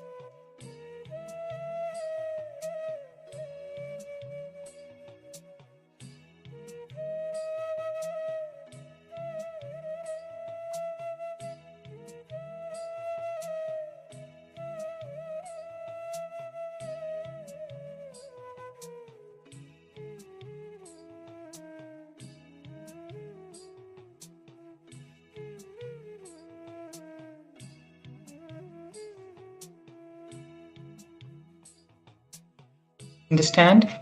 Swamiji says again and again, something has to pull you towards the future. You can't always be pushed from the past. See, being pushed from the past is dragging your life. Something has to pull you from the future. Only then you will run with excitement. Please understand, being pushed by the past, being pulled by the future, there is too big difference. Pushed by the past, you will move in a slow way. But being pulled by the future, you will be flying, you will be dancing. So the science of conquering time needs to be taught to the world. It is only when you are pulled, when you're excited, enthusiastic, inspired by life, will you actually start living life? Will you actually start becoming younger? It is when we are being pushed by life, when we are suffering with decision fatigue, we become older and death starts approaching very quickly.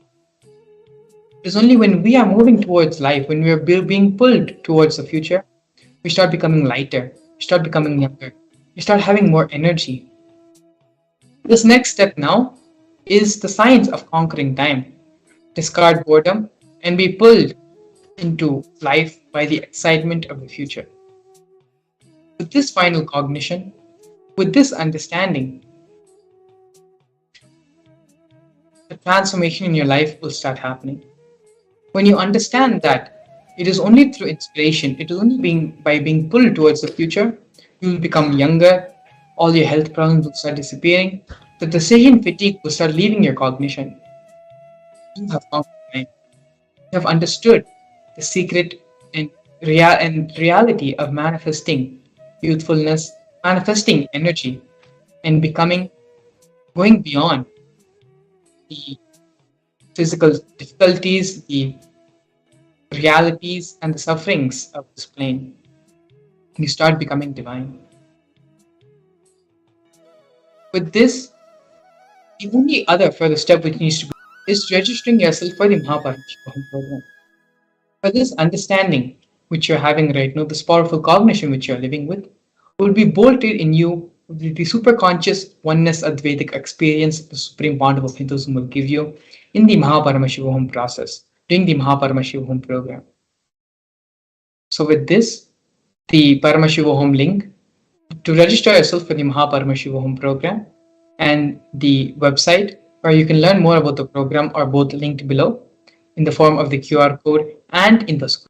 And so with this, take this time now to cement this cognition in your being and register yourself for the Mahaparamashivam program to have the complete establishment of this experience in your cognition in your being.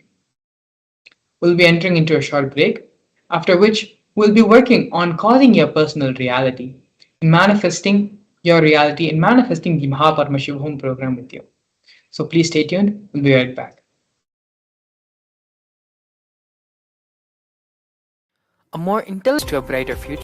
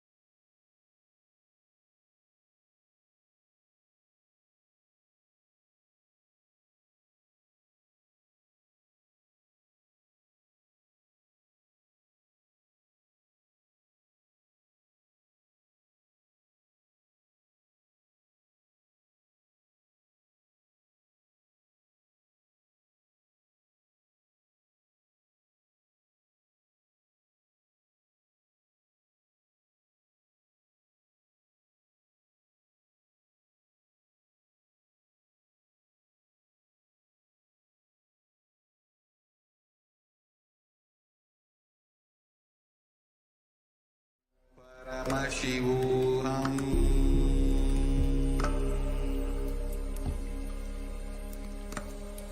Om Nithyananda Paramashivam.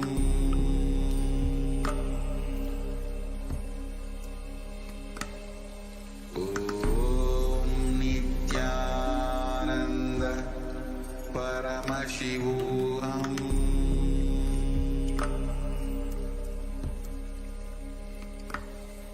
Om Nithyananda Paramashivam.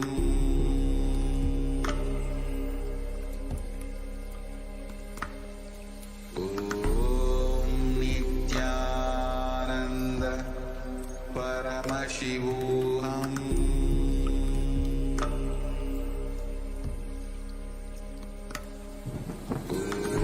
Om Nithyananda Paramashivam.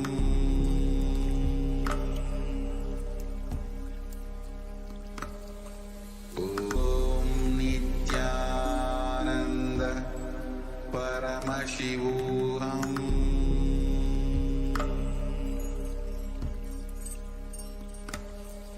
Om Nithyananda Paramashivam.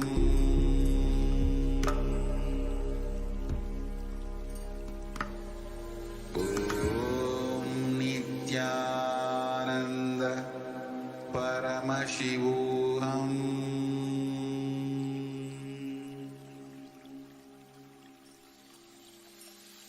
I bless you all. Let you all open all your three eyes.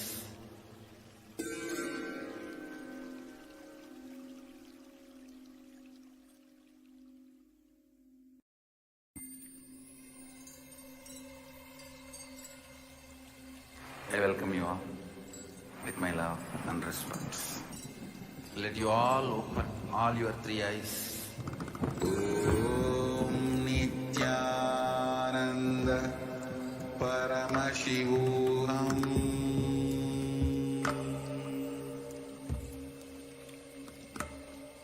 Om Nithyananda Paramashivam.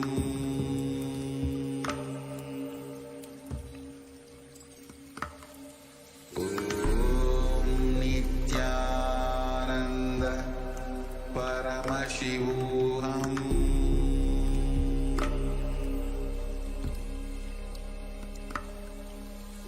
Om Nithyananda Paramashivam. Om Nithyananda Paramashivam. Om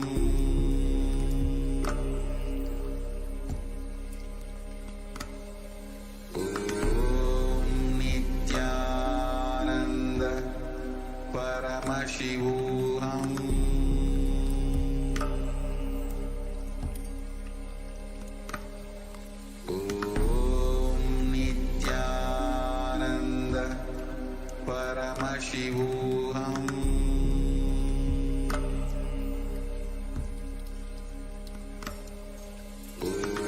Om Nithyananda Paramashivam. Om Nithyananda Paramashivam.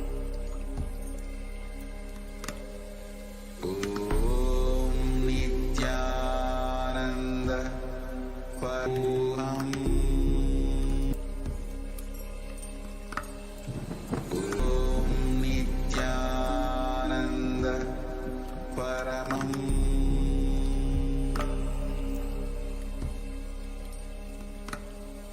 Om Nithyananda Paramashivam.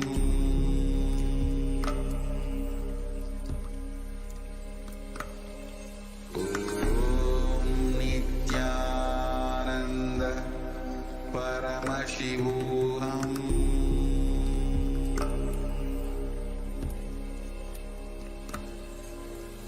Om Nithyananda Paramashivam.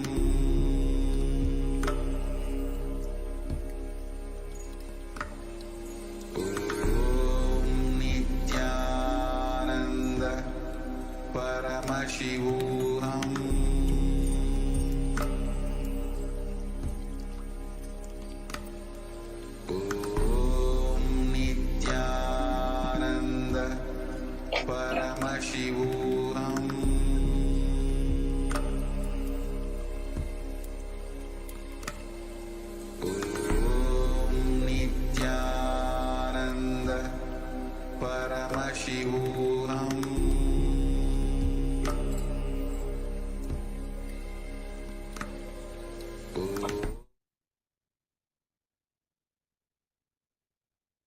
Nithyanandam Paramasukadam Kevalam Jnanamurtam Dvandvatītam Gagana Sadrusham Tattvamasya Ekam Nityam Vimalamachalam Sarvadi Sakshi Bhutam Bhavatītam Trigunarahitam Sadhutam Namami.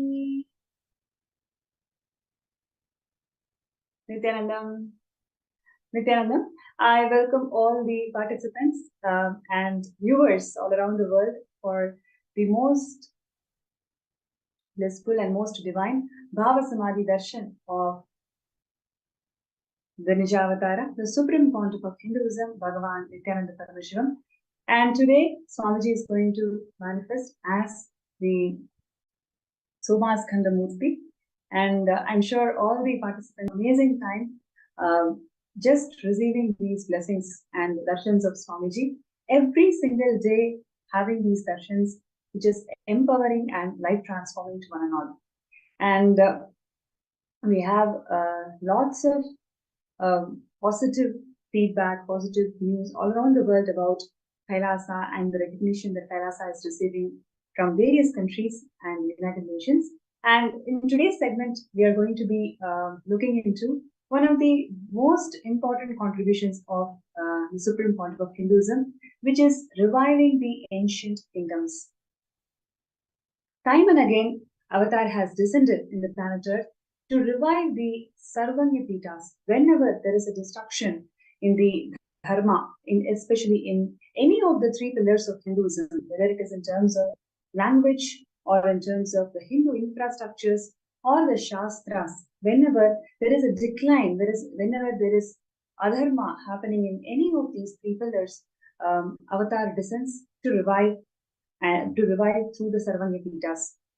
Swamiji has descended to the planet Earth to revive the Sanatana Hindu Dharma, which is undergoing 2000 plus years of persecution. And Swamiji is the emperor and Guru Mahasamidhanam of 21 ancient kingdoms. And one of the most important kingdom that Swamiji is reviving and bringing it back to life is Shamala Pita Sarvanya Pita, which is Madhurayadinam. And today's segment, we are going to see some of the most important contributions of Swamiji in reviving the Madhurayadinam, which is very, very dear to his heart, where Swamiji is also incarnation of Madurai Meenakshi herself. And just to share about Madhurayadinam, the Madurai Meenakshi temple, which is actually located in Tamil Nadu, India, it is one of the most popular and very important temples, I would say. It is the spiritual seat of Devi Meenakshi and Lord Somasundareshwara. And literally, the temple town of Madurai is extremely known for its divine leelas of Somasundareshwara and Devi Meenakshi, who lived there, ruled the entire kingdom, and shown the whole of the humanity of what it means to revive this Hindu ecosystem. So, if you take about the lineage of Madhurayadinam, it is about 5,000 years old. And in fact, what we have today in most of the Western civilizations, their own constitutions, their own the jurisprudence, everything is actually a replica of how the Madhurayadinam was functioning.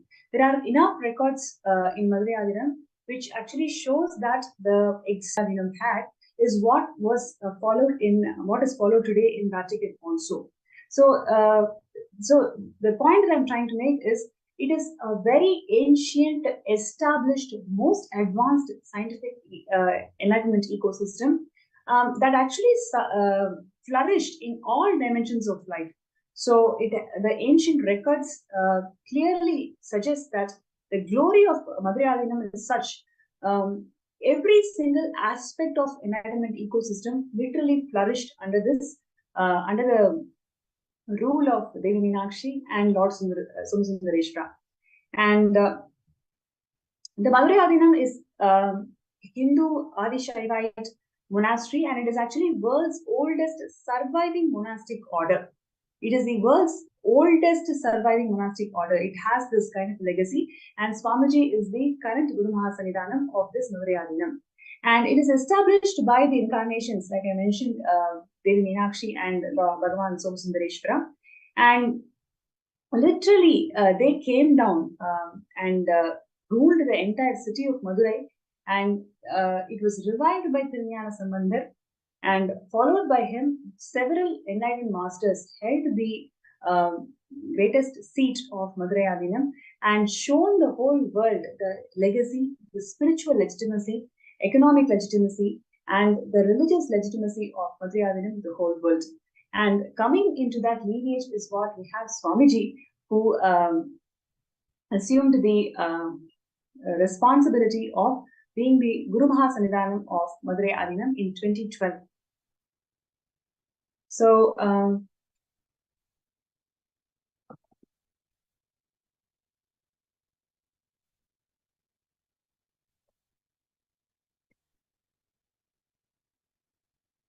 throughout this session, I would like to hear from all the viewers and participants your feedback. What are your thoughts? Just seeing the rich tradition of Madurai Adinam being revived by Nijavatara Swamiji.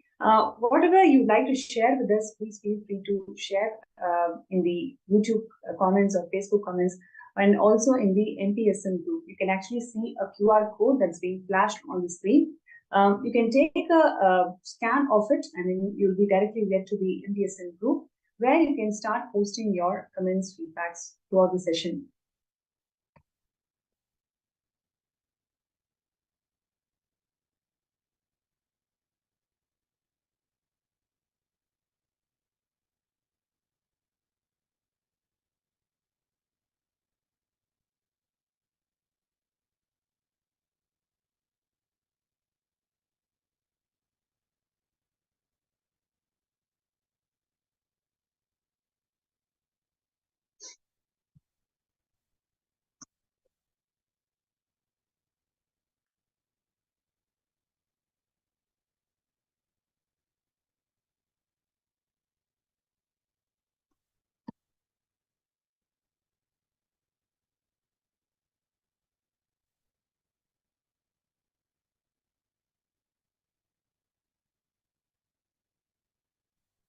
And before we get into more details, also would like to share with all the viewers that the Pandyan kingdom, which is actually one of the oldest Hindu empires, and it has the longest history of continuously ruling as an empire. The Guru Mahasannidhanam of Shamala Pita Sarvanya Pita Madurai Adinam was the spiritual head, Guru, and also the political head of the state of this Pandya kingdom, which is a very important statement that I would like to share with all the viewers, that they also act as the political head and they are also the spiritual head of this kingdom. And even in contemporary colonial era, the Madurai Adinam has actually appointed the Guru Mahasannidhanam as the Pandya Niyamana Murai, Pandya's coronation procedure. This actually very clearly shows that the Guru Mahasannidhanam is the spiritual head and as well as the political head of the Madurai Adinam and the Madurai kingdom.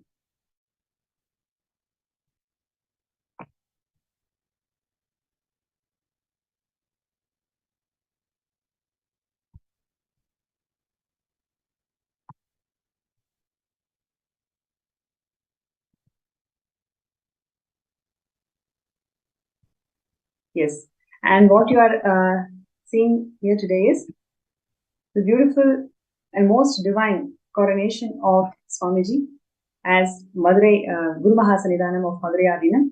Literally, Devi Meenakshi appeared in the dream of the 292nd Guru Mahasannidhanam, saying that it is going to be Swamiji who will rule the Madurai kingdom as the Guru Mahasannidhanam and the political head of Madurai city. Based on the guidance and directions given by Devi Meenakshi, the 292nd Guru Mahasannidhanam came and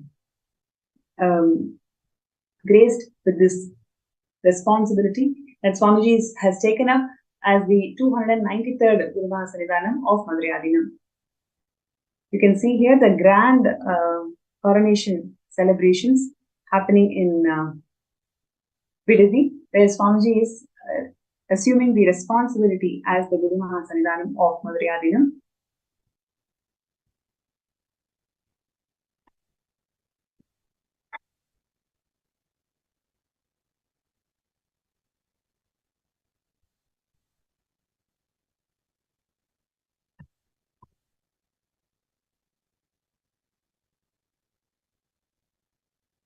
Yes.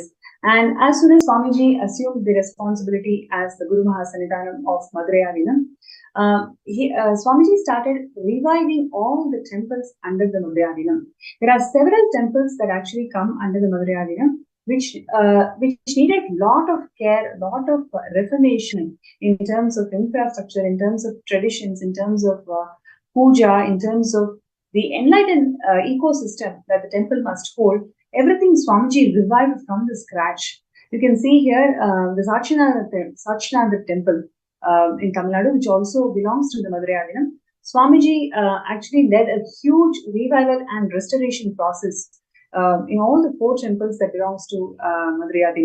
You can see here literally Swamiji himself was cleaning the temple, and he inspired hundreds of peacemakers to join the restoration process. And so much of hard work, and literally he was inspiring each and every person out there to understand the legacy that the Madurai was holding.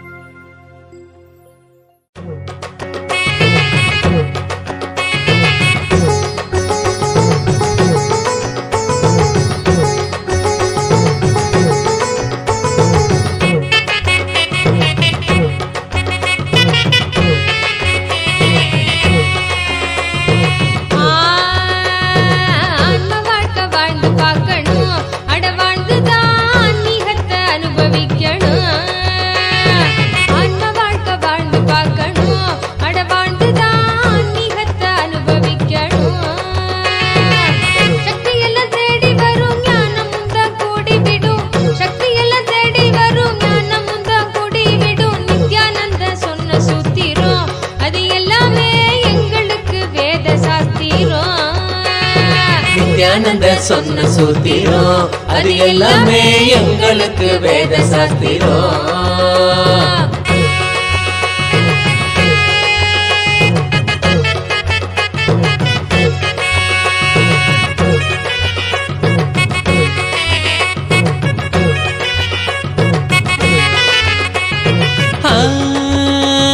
பக்தியுடன் பாடிடும் பிரார்த்தனையும் சோஸ்திரம் நித்யனவன் காலடியில் கொண்டு நம்ம சேர்த்திடும். பக்தியுடன் பாடிடும் பிரார்த்தனையும் சோஸ்திரம் நித்யனவன் காலடியில் கொண்டு நம்ம சேர்த்திடும்.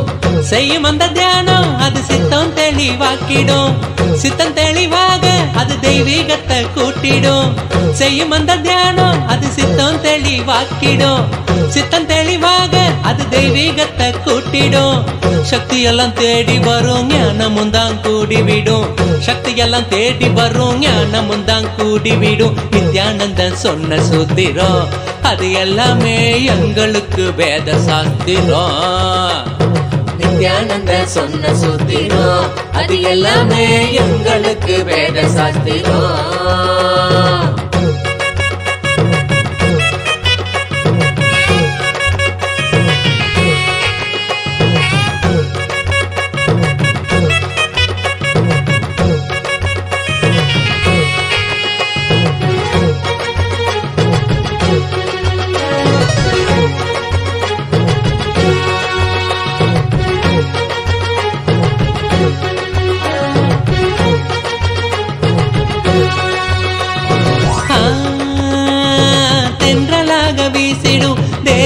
சிலிர்த்திடும் சொந்தமாக்க எண்ணிவிட சேர்ந்திடாம ஓடிடும். தென்றலாக வீசிடும் தேகந்தா சிலிர்த்திடும் சொந்தமாக்க எண்ணிவிட சேர்த்திடாம ஓடிடும்.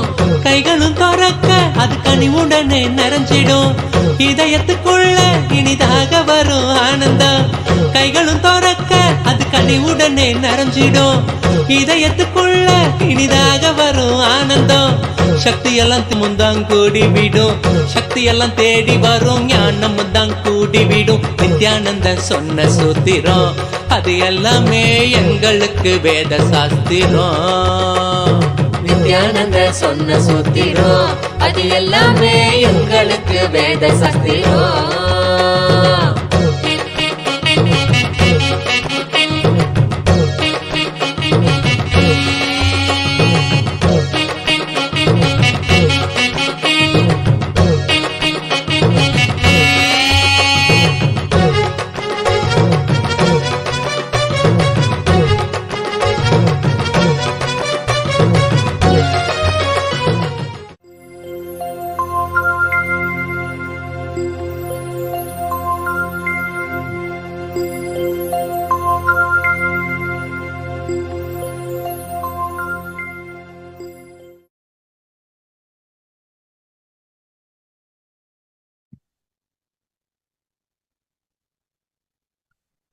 The Madurai Adinam holds the vast and rich heritage for more than 5,000 years of the heritage, where the enlightenment ecosystem that was first originally formed by Devi Meenakshi and Somasundareshwara, and after which literally the ecosystem went through huge persecution by Muslims invaders and also British.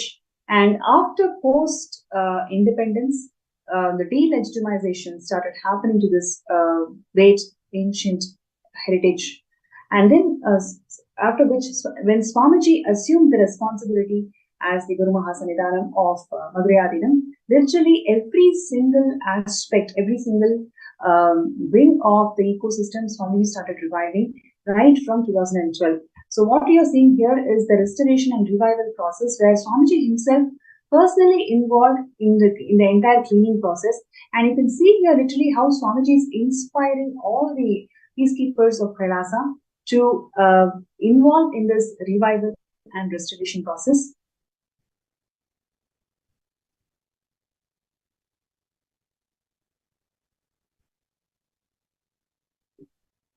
Yes.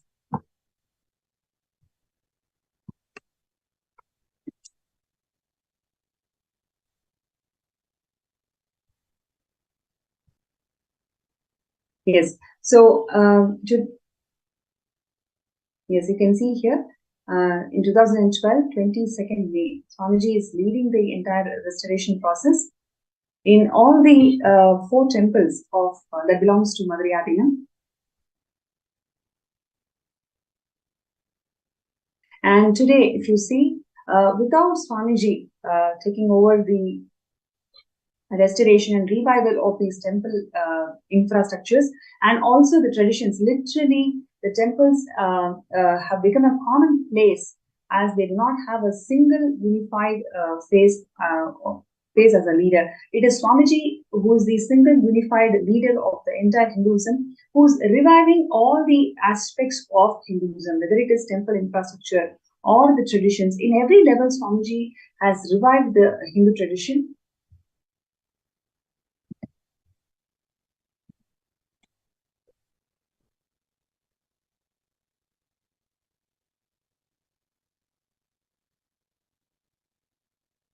Yes, once again, you can see here how Swamiji is inspecting the entire restoration process and at the same time guiding all the peacekeepers.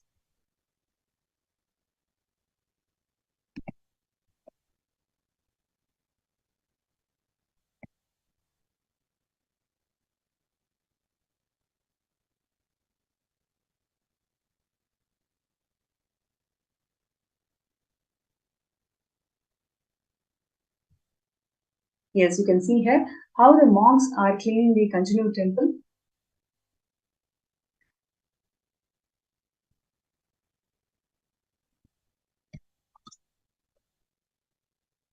And not only cleaning and restoring temples, Swamiji also revived the Annadhan.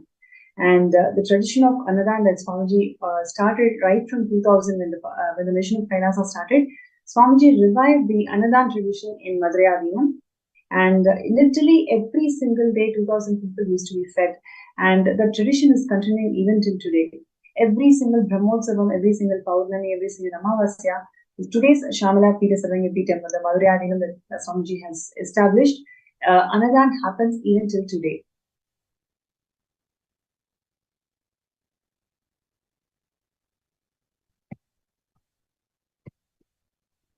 And along with Anadan, Swamiji also revived the Vaidhyalaya. Free medical camps was conducted in all the different places of Madhurayadinam.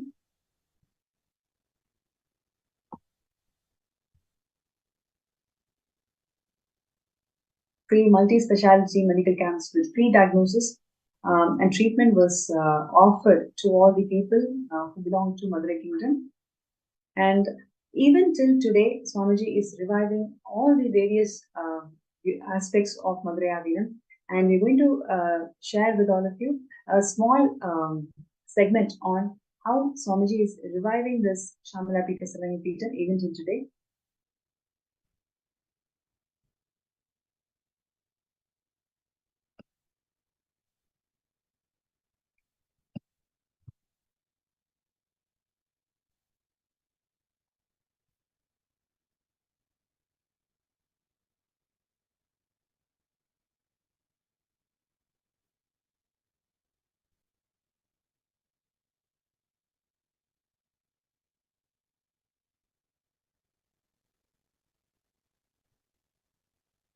Yes. And the current day, where Swamiji has established the Shamala Pita Sarvanga Pitam, right next to the temple, Madurai temple, Swamiji had revealed some of the historic revelations about the current Shamala Pita Sarvanga Pitam. So on 29th May 2019, historic breakthrough happened when the exact land where Devi Meenakshi emerged from the sacred ritual fire as a 3-year-old, from where she started ruling the entire kingdom of Madurai from the Putrakamishti Yajna, literally from that exact place, the Madurai Adinam, the Shamala Pita Sarangi Pitam is established. The Devi Meenakshi, Parashakti, has blessed us by giving the exact land on which she used to sit on the original throne, Kailasonata Shamala Pita Sarangi Pitam in Madurai. So literally where our current Shamala Pita Sarangi Pitam is located, that is the exact place where Devi Meenakshi emerged from the Putrakamishti Yajna, and she graced us the whole universe with her divine blessings.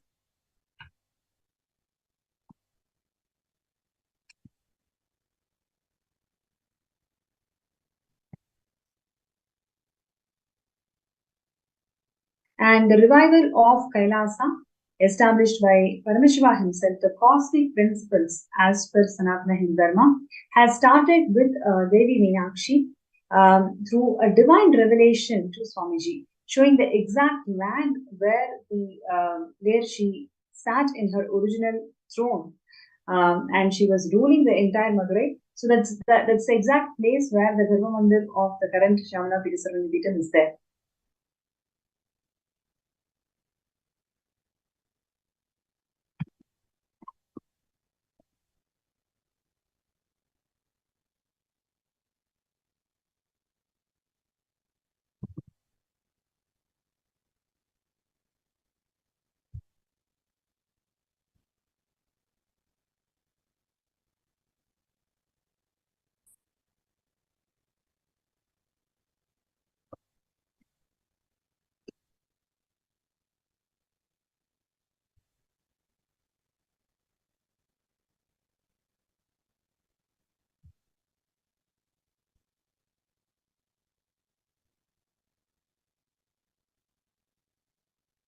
Yes. So in his own words, Swamiji said that Devi Meenakshi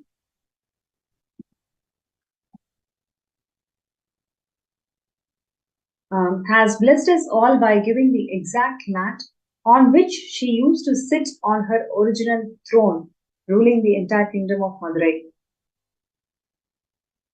And Swamiji revealed from Akashic readings that this was the very place where the sacred fire of Putrakamishti Homa was lit and Meenakshi emerged out of this fire.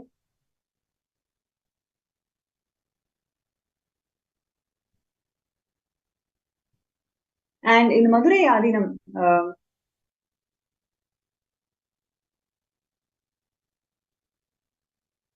the part of Thiruvilayadal Puranam, compilation of all the Shiva and Devi Parashakti, there is a vivid description of a place where Putrakameshti Homa happened.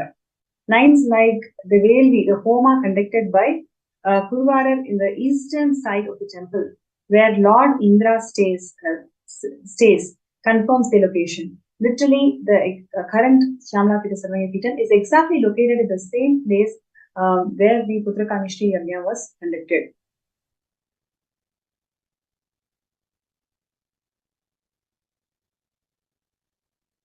The map below shows the clear marking. You can see here how it is literally eastern side of the temple. This particular place is located, and that's exactly the place that Devi Meenakshi revealed to Swamiji, and Swamiji brought this Shyamala-pita Sarvanya-pitam to one and all for all of us to protect and preserve this historic place.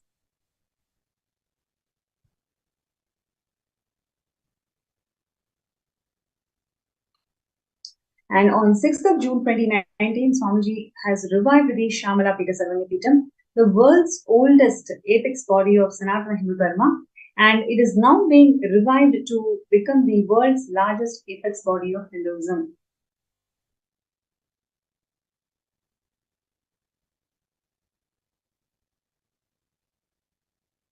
Swamiji is reviving the world's largest Sanatana Hindu monastery, functioning as a powerful enlightenment ecosystem, enriching over 16,000 Kailayavasis around the world. And literally, that is the available historic records mention that over 16,000 disciples permanently lived in Tirunjana Sambandhar, the reviver, after which the Meenakshi's, after Meenakshi's rule, it is Tirunjana Sambandhar who revived the Madurai Adinam back.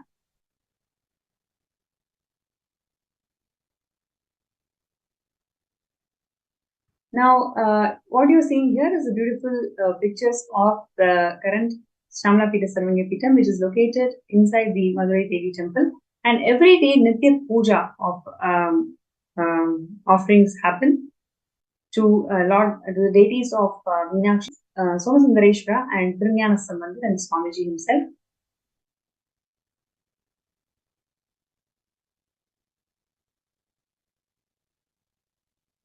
Now, what you're seeing here is Kailasa. Kailasa is the ancient enlightened ecosystem established by Paramashivam thousands of years ago. And now Swamiji is reviving Kailasa to its original glory. And Madurai originally had 3 power centers, which is political power center, spiritual power center, and linguistic power center. Swamiji is the current head of all the 3 power centers of Madurai Kingdom, and he is reviving all of these power centers to its original glory.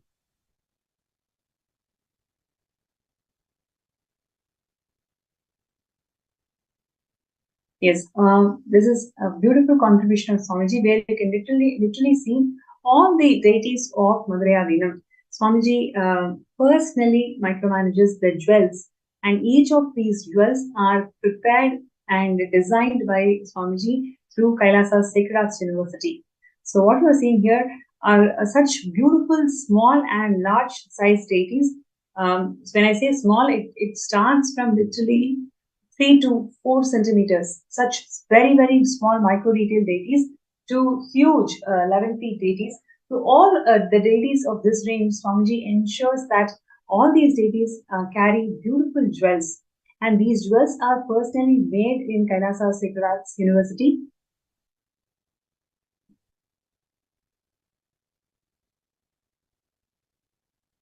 Yes. So the world's largest sacred arts take birth, literally Archavataras.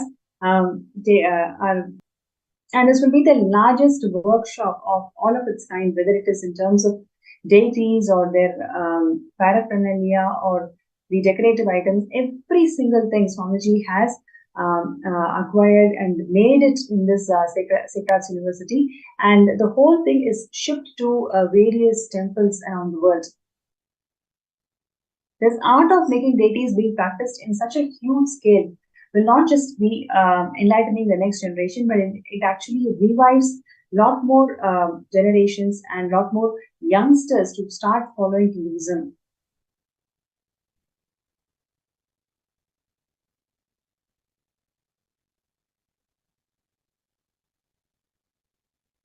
Yes, you can see more beautiful deities of Shamalapita Samangapitam, where literally all these deities are personally designed with these jewels and decorations by Swamiji.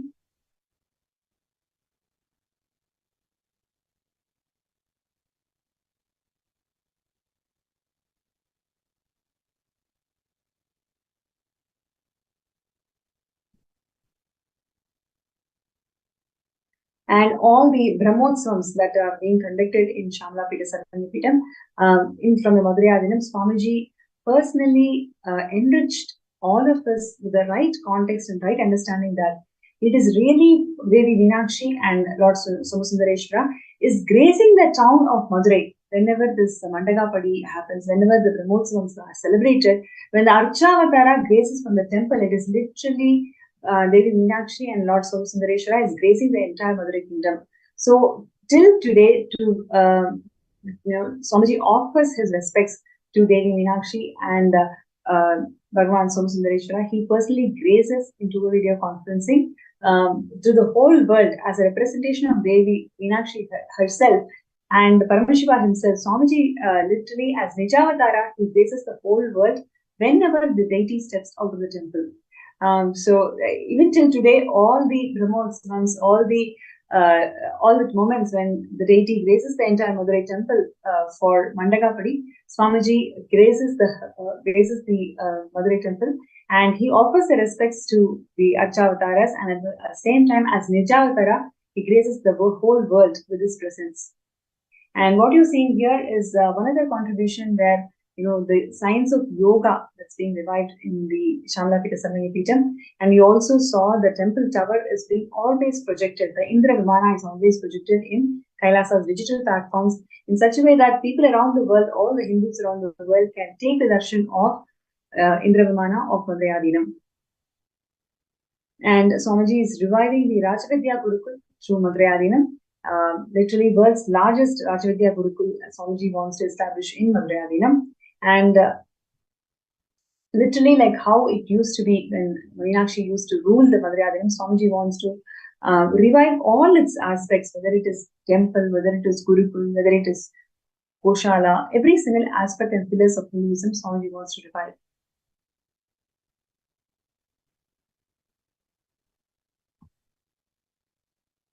Yes, you can see here how the Gurukul kids are all doing the Akashik reading. And agriculture, even the temples around, places around the Shamalapita Sarangipitam, Kailasa has got the agricultural land where Swamiji is reviving the sustainable agriculture for this Madhurayadinam.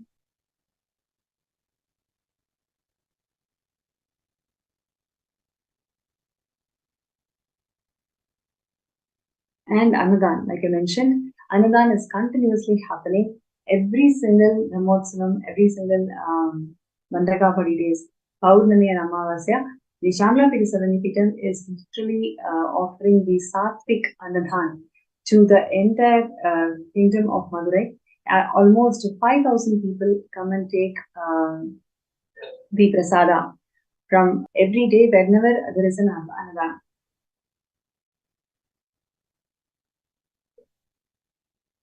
And even during the COVID-19, when the whole world closed their doors, Swamiji opened his spiritual embassies to one and all. What you're seeing here is the Annadan that used to happen during the COVID-19 period.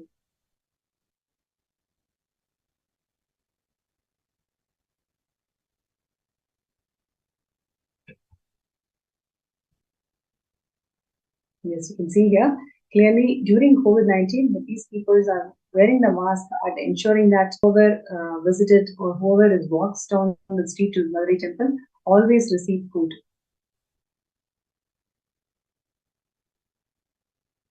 And Swamiji also takes care of the Goshala, cow shelters in Madhurayadinam.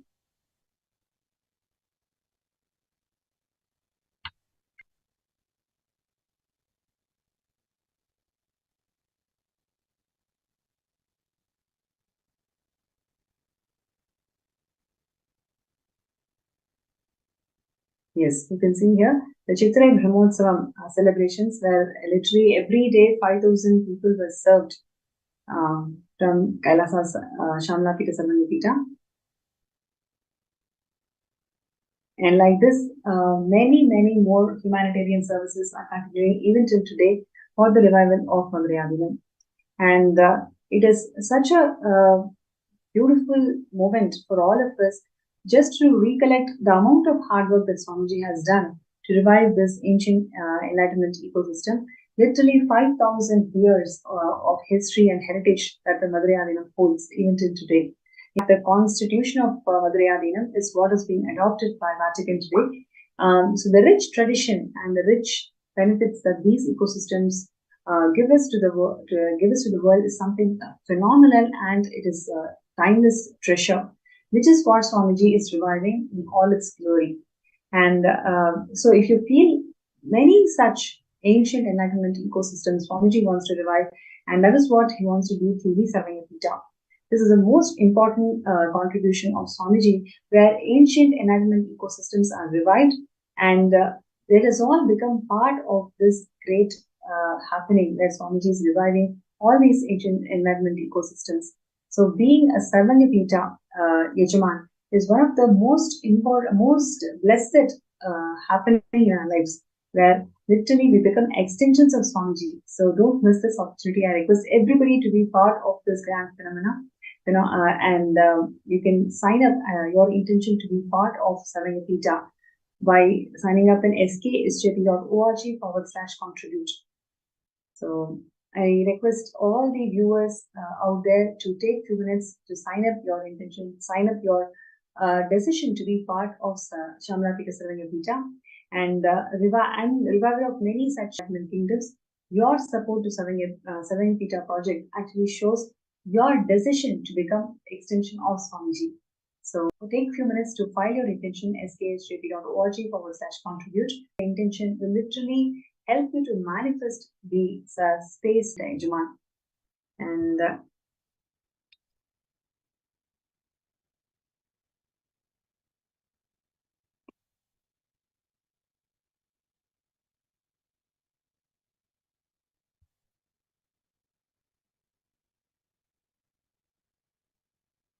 yes, and Swamiji has always told all of us that all we need to do is set the intention and work for it. When we take that first step, Swamiji is going to move million planets for us. All it requires is our intention to start our journey. So I request everybody out there to take this opportunity, take this moment to start your journey towards Sarvanyapita. With Swamiji's grace and blessings, simply you will be able to manifest it even actually before the Shivaratri itself.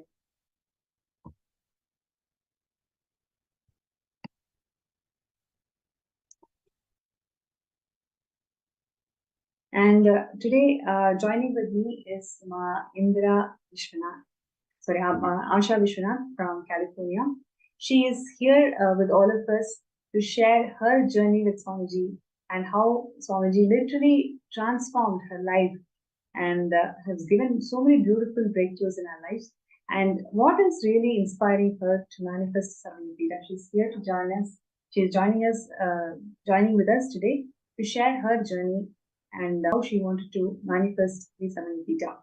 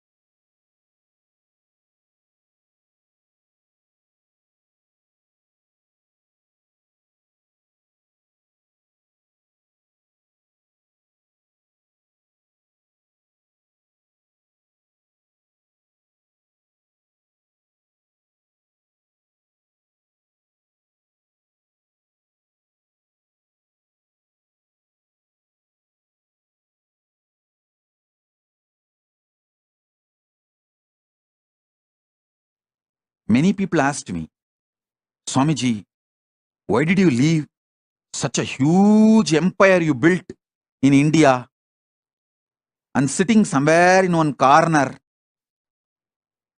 for so many years? Be very clear. It's already 3 years. I left India. More than 3 years. This 3 years is worth, because I've done the foundation, legal, protected, internationally protected place first. Not only I have the immunity of non-prosecutable and immunity and protection as the head of the state, sovereign land, which can't be violated, and the embassy status in multiple places, even sovereign land in more than one places. This 3 years is worth, because the first things are done first, right things are done first. We have a great future. We don't have to worry. Will there be any end like what happened, what has been done to Asaram Babu's organization? What has been done to Sant Rampal's ecosystem? What has been done to Ram Rahim's ecosystem? What has been done to this Palgar Sadhus, and what has been done to Kanchimat? You don't need to worry, because I have done the right things first. That's a, spend little time, study how each Hindu ecosystem is persecuted in last 100 years. Listen, whether Kanchimat or Asaram Babu or Ram Rahim or Sant Rampal or Shivashankar Baba, all of them, all their organizations, with so much of hard work, they build the Hindu ecosystem like a beautiful honeycomb. But just some thief comes and robs the whole thing and takes it away. But again, you guys Hindus will work hard and build it like a honeycomb. Again, somebody else will come and steal. Be very clear. I am not interested in this game. That is why I decided very clearly, I will build the fort first. Proper stone fort. Then build the honeycomb so it will stay forever and work forever. Support the Hindus forever. Keep the Hindu ecosystem forever alive. Be very clear. I understood this secret. I started my public life at the age of 16. Within 10 years, by 25, I understood. Without making a proper protection system, any adopted the constitution. Kanchimat, Madurayadinam, all of them had immunity from all prosecution in writing, legally valid, from the British government till the British time.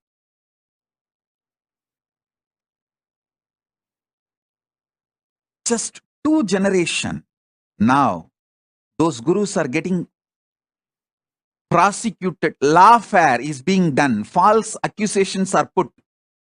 They are prosecuted left, right, center. Of course, Kanchi Shankaracharya proved he is innocent and came out. But what happened to that organization? What happened to that mutt? What happened to himself? Was he able to stand back? The criminally negligent Hindus did not have gratitude for all the work he has done.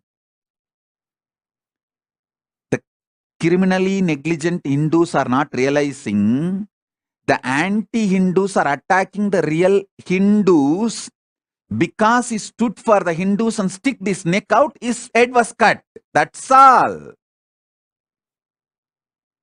So that is like a message. No one else should stick their neck out for Hinduism. I tell you, I realized this truth. If I don't build the proper legitimate fort, legal protection, even if I work for 100 years and build the Hindu ecosystem, I don't want to say what would have happened. I know very clearly. I know very clearly. I know very clearly.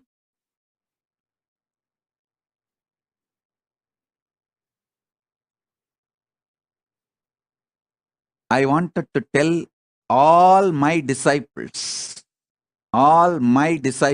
listen.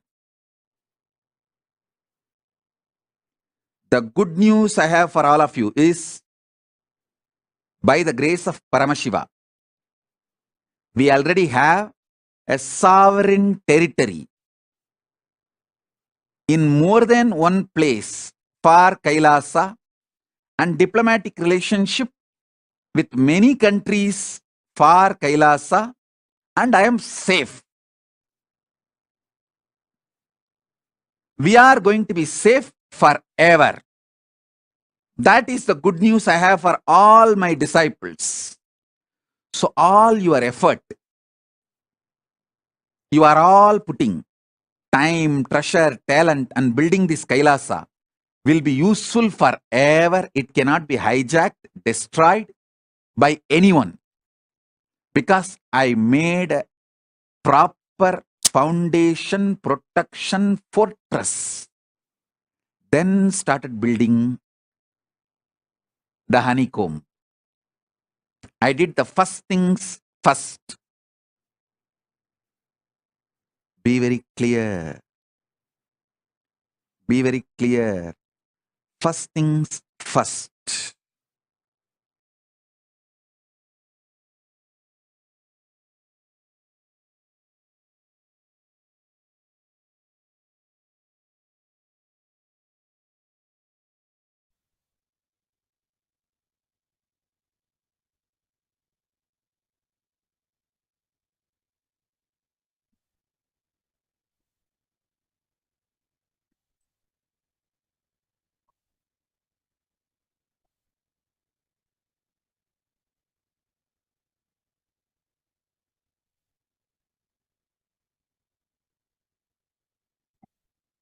Yes, Swamiji has created this Kailasa nation, bringing that legitimacy to all the Hindus by giving us all the first nation, the sovereign nation, doing the first thing first in such a way that everything that we contribute towards Kailasa is going to protect forever. And your contribution to Kailasa through Savingapita is not just going to be there for few hundred years, but rather few thousands of years it's going to be there, serving the whole of the humanity. So your decision to become a Savingapita Yajman is going to serve the humanity eternally. And on that note, it's my pleasure to welcome Ma Asha Vishwanath from California to our segment today. Nithyananda Ma. Thank you so much for joining the segment today. And I'm sure all of us are really excited and looking forward to hear from you, your journey, your moments with Avatar. We've attended so many programs, so many beautiful blessings and darshans from Swamiji.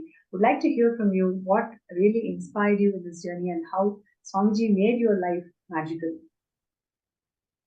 Nithyananda Ma, thank you. Can you hear me? Okay. Yes, we can hear you. Please go ahead. So my journey with Swamiji started in 2007 when my friend Chitra invited me to come to watch him at Dianza College, locally here.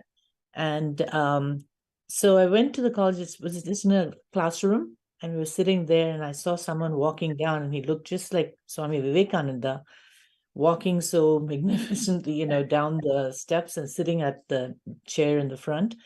And literally the first sentence he said was, "I am here to revive the Vedic tradition." Those are the exact words he used. And I don't know what it is, but something rang in me with it. It's a soul to soul connection is all I can say, that made a powerful connection right at that time. But it took me a while, like everything else. I'm in the logical mind, to connect to someone, etc. Right? But the journey started then. I attended all local programs here and to do the basic courses. And then after that, attended a lot of programs in LA. We used to go in carpools and vans. It was a great experience. We used to drive on Friday nights, go on the weekend, drive back on Sunday night, back to work on Monday. And nothing could happen like that without his energy. Wow. And So this was which year, no? Back in 2000? This was in 2007, 2008. Okay. And also 2009. Yeah, end of 2009, before he left from the US.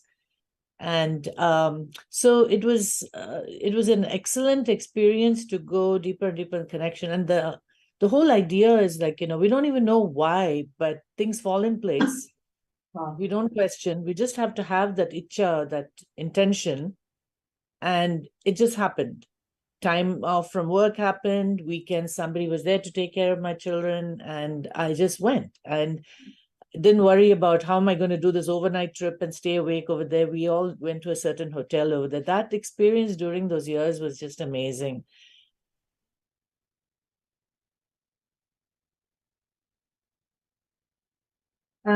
Ma Asha, I'm not able Yeah. to hear you. Oh. Yeah, now I can hear you. Please better? go. Yeah. Yeah. So he had invited me to, and he said, as part of the darshan, he said, make sure that you come to the LA temple inauguration.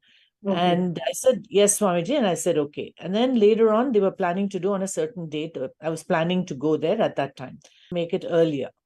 And I didn't know about that.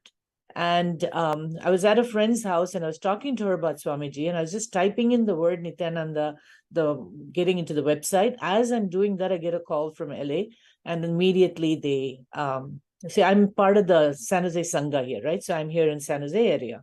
And so we all used to group and go. And then this friend was just talking to me, and immediately I get a phone call from LA, and they're saying, oh, we're opening earlier, come over. And that's it, right? Right when I'm telling someone, enriching someone, that happens. And then after that, I'm figuring out, okay, now how am I going to take time off? How am I going to manage the house, leave the house and leave the kids, etc. And then everything fell in place again. And I landed up at the opening just as he blessed, right? Wow. And so these are the kind of things that I think he pulls us like a magnet towards him without us even knowing what it is. And the way he talks to you in Energy Darshan, it's like, so compassionate. And there's someone there to take care of you, your father, your mother, everything, right? And then similarly in India, when I went to all the programs also, right, we look forward to that Energy Darshan. And of course, when you go up there, we forget everything because we don't want anything. We're just completely blank. So I always made sure I wrote down on paper. Sometimes I'd be embarrassed. I've got 2 sheets of paper. One time I wrote a very short one. And then I somebody on the side who was helping one of the volunteers was showing him the sheet. And I'm wondering and I'm thinking, it's like, oh, okay, he blessed me, but he didn't look at my sheet. And then I was feeling sad. I said, okay, that's okay. Maybe, he just didn't look at it, whatever. And whatever I wrote on that, I'd asked for a special darshan for the next day, during the next day darshan. And that's exactly what happened. Oh, and, wow. Yeah, that means he's read it. And I didn't see him looking at the paper, right? So that doubt was cleared. And very often, he with the conversation, he'll bring up. So that journey kept going, of course, been to so many programs in India and over here. And each time it only gets us closer and closer to the oneness. It's never a dull moment, literally. Nothing is repeated. Everything is new. Every 2 weeks is bringing something new. And when he did the kriyas, I used to go from work directly to the temple, our San Jose temple, which is in Milpitas. And I will go every evening after a new kriya, every night. And I never knew that I could ever do something like, Nirahara Samyama, right? Couple of times I just went back, but then he asked us to come to the temple every day for darshan. That made such a huge difference to make that happen. And so being part of, as part of the Sangha, doing so many things. I mean, there's so many stories that, make us sting. And the key thing is, when we are really troubled for something and something's bothering us, someone from the Sangha will call, or we'll watch a satsang, or we'll read something. It just happens. And this has happened to other people too. They'll say, you called at the right time. Can you go for a walk with me? Can we talk?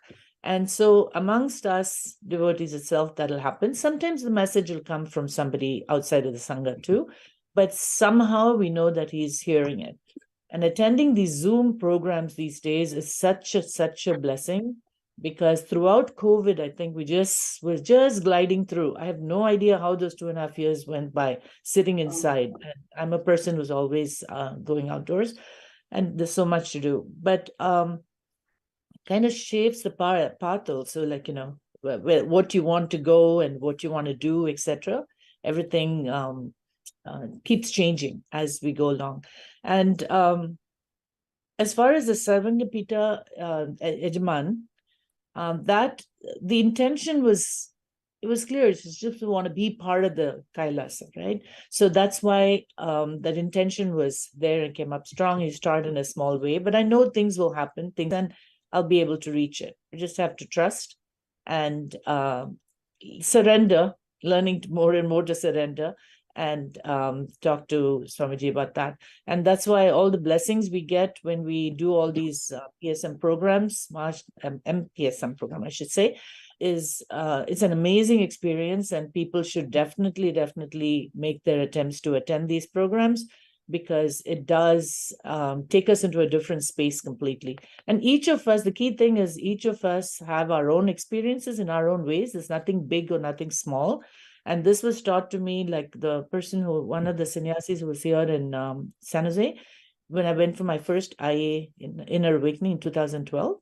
And she said, go with no expectations. Experiences of everybody is very different.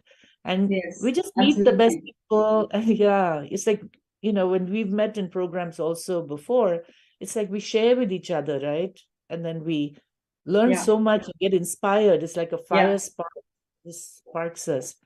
And Ma Snemai, Ma Divyananda, all of them in our local Sangha, they work so hard to keep us all connected, re-invite us, and so warm. So many pujas we have in our temple. All those make a huge difference in our life to face challenges. And life's not easy all the time, right?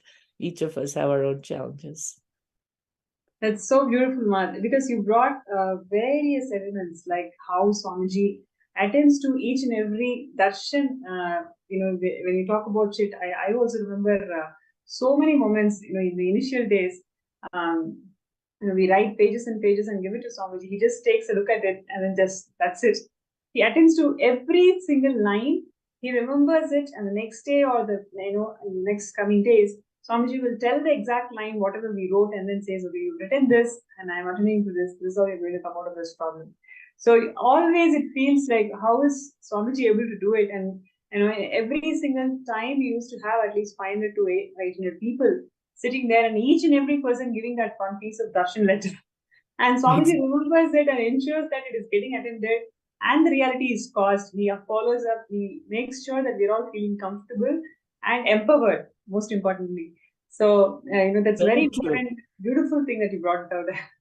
And I have one thing that came to my mind when you said that. There's a beautiful large photo in that main hall in Biridi of Swamiji. And now you talked about Meenakshi just before this, so it was interesting. So there was a parrot that stayed with him for a while, right? And it came from Madurai. And during our IA, the parrot was there, Meenakshi was there, and she'll sit on his shoulder and keep pecking around and all that stuff, right? So on the wall, there was a beautiful photo of Swamiji with the parrot, Meenakshi, on his shoulder. And so as part of the darshan, I said, Swamiji, I want a copy of that photo. And it's a simple request, but something that came from deep down, right? And then, so he said, no problem. And immediately he looked at someone and said, get that ready by tomorrow. Okay, and then get her that ready. I said, okay. And then I went off. Next day, they brought the photo and I took it. And I was like, oh, thank you so much. And they gave it and he was going to bless it. He took one look at it, and I thought everything was fine, right? He took one look at it. He told the person there, right? He says, no, this is not the same one. And there was a minor difference, very minor difference. None of us even figure. He says, no, go back to your database God. and find the exact Actually- same one, he said. And I didn't want to let go of that photo, so I want to hold on to it, right? He said, nope. Next day, they brought back. It's like Actually, precision. you also remind me of one more thing, man. Like in NPD, Nithyananda, we have about, already we have about more than 200,000 pictures are uploaded there. Swamiji remembers every single of that photo, every single photo that's there in Nithyananda, and he will remind us, okay, go and take this picture. I will be with this person, and this is the angle. Every time Swamiji gives that instruction and guidance, it really leaves me with, oh God, how is it Swamiji able to do it every single time? And throughout all the 30 years of his public life, it makes me feel that living through it, intensely pouring life, conscious and hardworking, that is why he's able to do it so effortlessly, even till today, really inspiring all of us. Otherwise, 200,000 photos are there, and many of it, what got released is only 10% of what Swamiji lived through the 30 years. And Swamiji always shares about this picture with this person, and this is the photo, this is the angle. Like exactly how you said, there's a minute differences. Always we come back and say, okay, this is the photo, Swamiji. Swamiji says, no, this is not the photo. Tell me one more version of it. So it's like, it's something so phenomenal how Swamiji shares all these beautiful things. It is so beautiful how you are able to catch all these subtle things, but actually that left a deep experience in all of us, right? So it's so beautiful, Ma, what you brought it up today. Thank you, Ma. Because for me, I have to tell you frankly that most of the things, the connection is more soul to soul, and very little things like that. Yes. And how it reinforces to make sure. And I've always stayed connected through ups and downs. Whatever happens doesn't matter. What others say doesn't matter. And but that is so true. Keeps us that way, right? It keeps us in that space, and all we need is trust, right? And one of what I asked him, I said, Swamiji, help me to always stay connected with you. So he said, it's easy for him to be connected to us. He said, yes, I bless you that you'll always be connected with me. Wow. He has also blessed me with enlightenment recently during those programs. And he says, don't worry. And I told him, I want you and my Shirdi Baba to be together when I leave this body and have my enlightenment. He said, yes, I will be there. It's such a blessing, right? Beautiful, beautiful. Ma, so, you've been there with Swamiji, more than a decade, and you've seen Swamiji how he cares for each and every being. Millions of people have this and hearing requests and everything. How do you see this contribution of Kailasa as a sovereign nation to whole of Hindus? We just saw the video with Swamiji explaining the importance of why we actually need a Hindu nation. How do you see that this huge, breakthrough that Swamiji has given for Kailasa as the nation, as a sovereign nation for all the Hindus? How do you see this huge breakthrough for Hindus?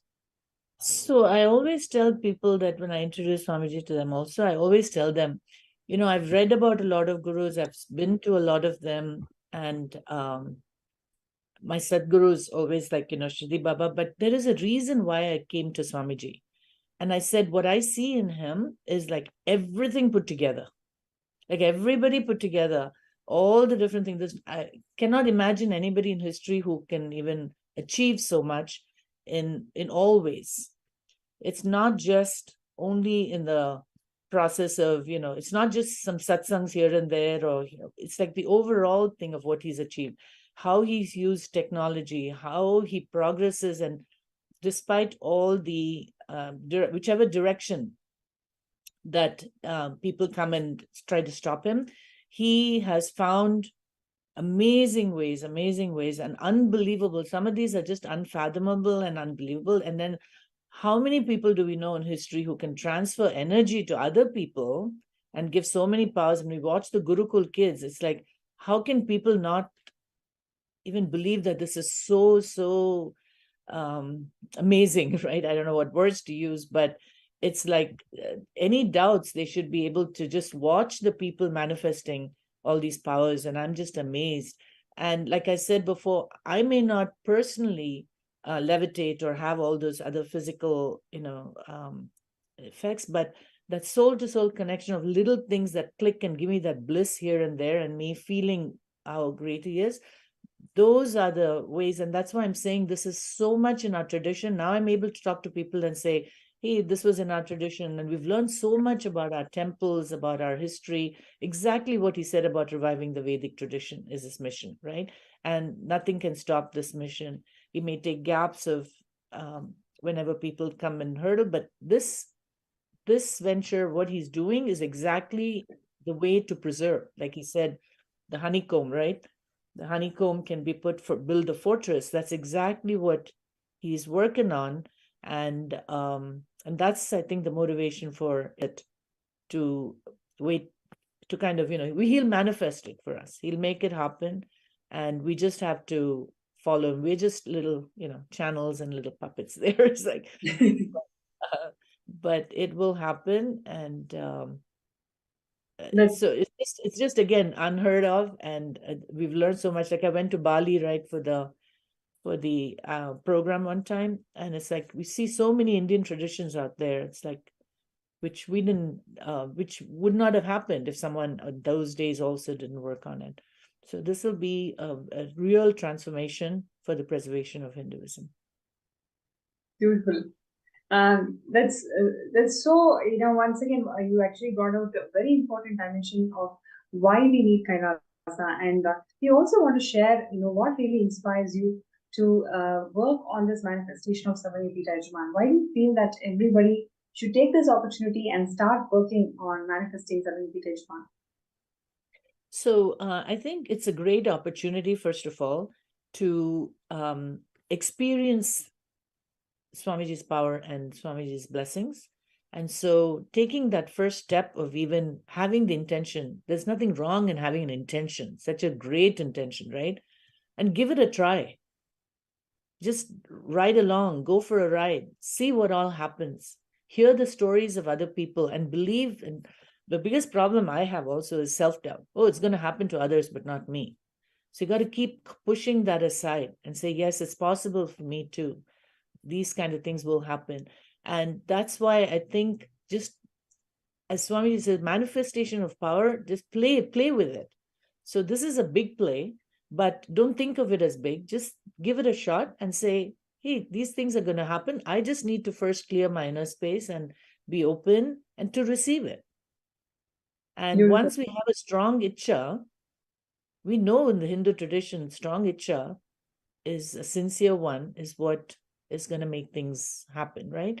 And so how it happens, we don't know. Everyone has their own story.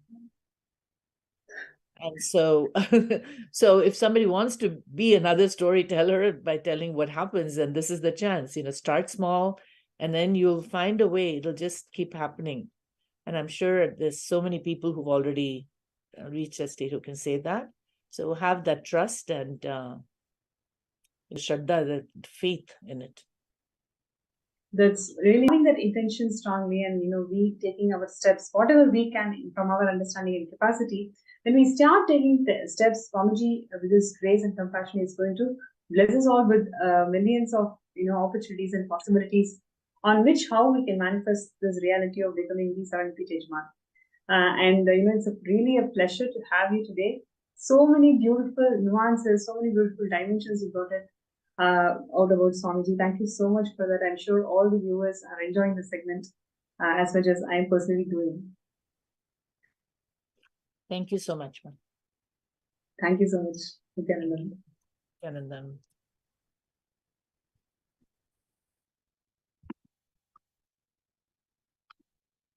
So it was Ma Asha Vishwanath from California who shared her journey with Swamiji and how Swamiji attends to all the requests and blessings from millions of devotees out there, and how Swamiji has established Super Kailasa. So requesting all the participants and viewers today, let's take this moment, really let's take this moment to become the Sarvayapita Yajman. You can start your journey with whatever you have. Let's start your journey somewhere. And with Swamiji's grace and blessings by Shivaratri, all of us will be able to manifest Sarvayapita Yajman. So let's take this moment to sign up the intention. And with Swamiji's grace and blessings, it's going to simply manifest.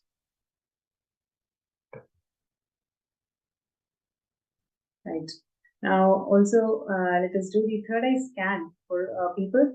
Whoever has not got the breakthrough yet, you're looking for really a solution, how we can overcome this issue and manifest Sarvapita. So whatever you may have the questions, please put a gist of who you are and also post what you wanted to share, right? So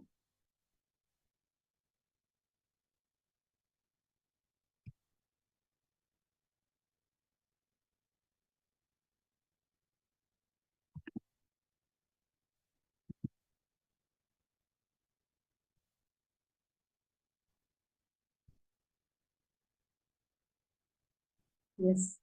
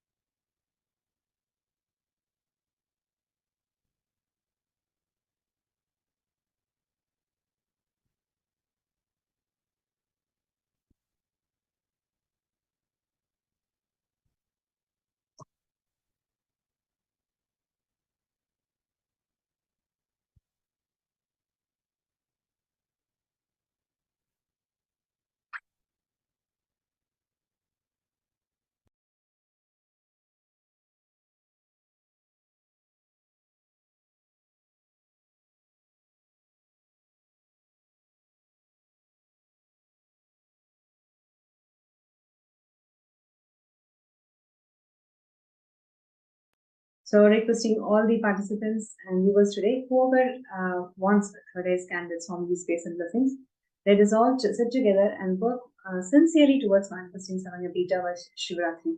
So all the people whoever is working towards that or want to work towards that, you can post your name in the chat and the YouTube video and also in the MPSN group.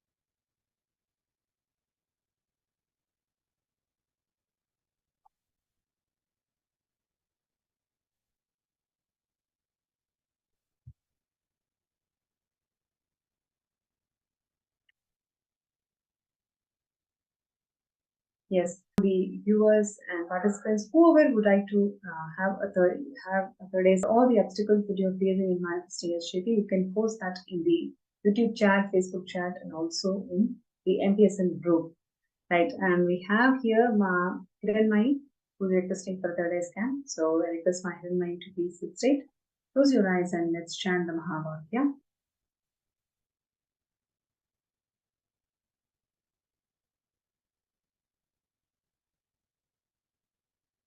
Om Nithyananda Paramashivam. Om Nithyananda Paramashivam. Om Nithyananda Paramashivam.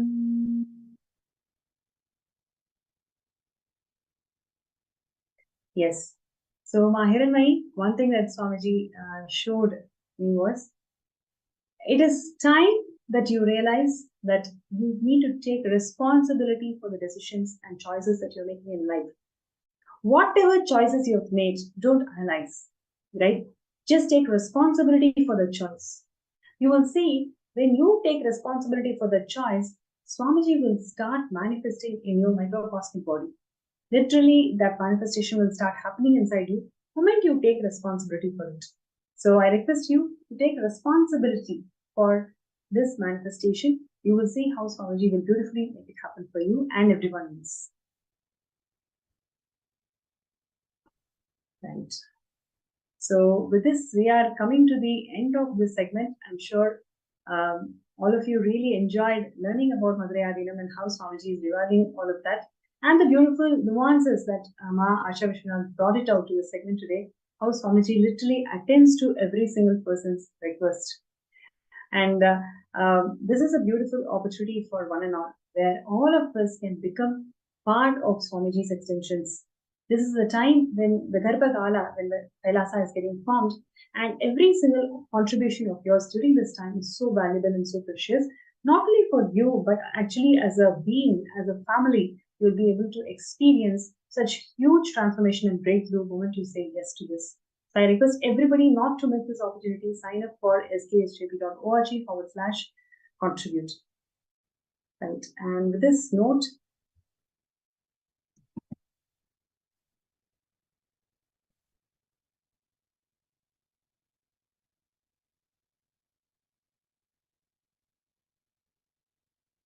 yes, and with this note, we will be moving to the next segment, the most awaited moment of the day, which is receiving the Bhava Samadhi Darshan of the Supreme Pontiff of Hinduism manifesting as the Somaskandhar Murthy. So requesting everybody to please sit straight, and you can turn on your video camera. Please be on the video camera during darshans at least. It is so important for us to get the Nayana Diksha of Swamiji. So therefore, requesting everybody to take this moment and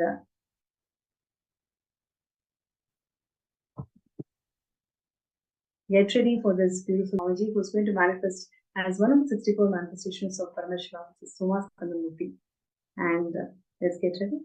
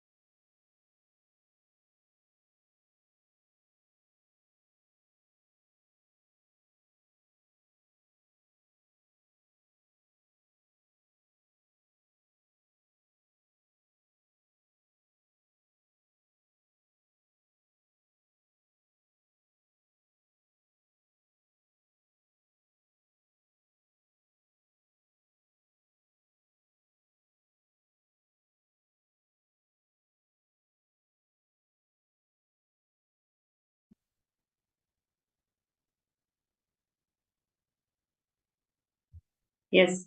So as we are getting ready for the most invited segment of the day, the Darshan of the Supreme Pontiff of Hinduism, Bhagavan Nithyananda Paramashivam manifesting as Somaskandhar. I request all the participants to take this moment to share your gratitude message to Swamiji. How grateful you're feeling just being in part of the sessions, listening to all the powerful cognition that Swamiji has been sharing and doing the power manifestation. Just take 2 minutes to share your powerful cognitions from all the sessions today in the Facebook group.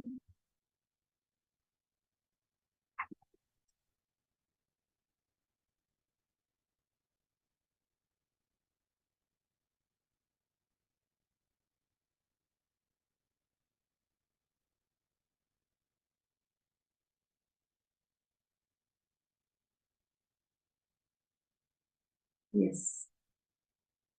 And one other thing that I would like to share with all of you is being part of Sarvangipita. It is the best gift that you can give to yourself.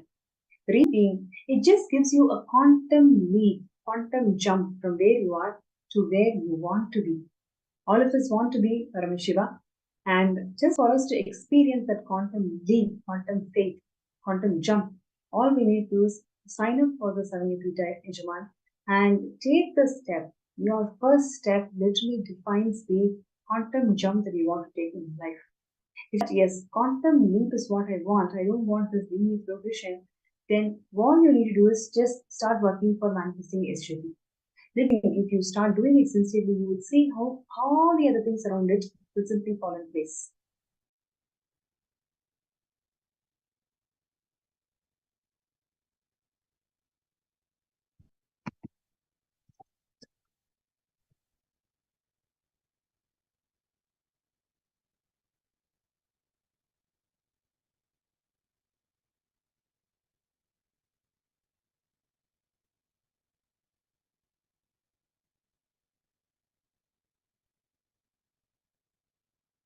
Right? So all we need to do is just sign up in the link that's been shown, skshp.org/contribute.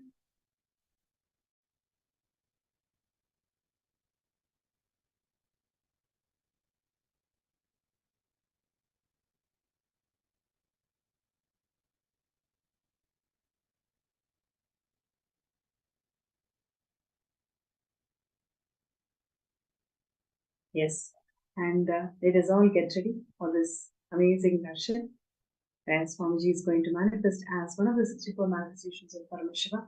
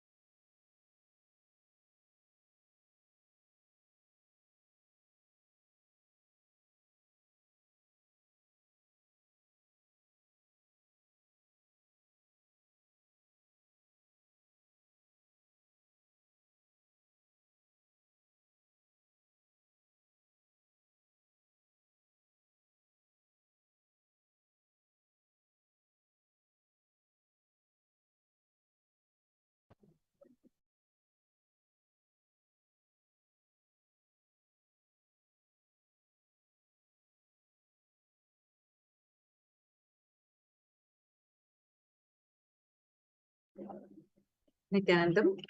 Nithyanandam. We just had a very beautiful session listening to how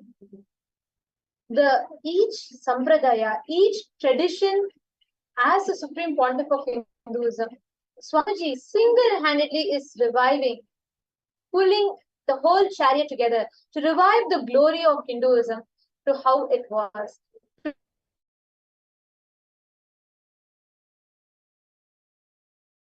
To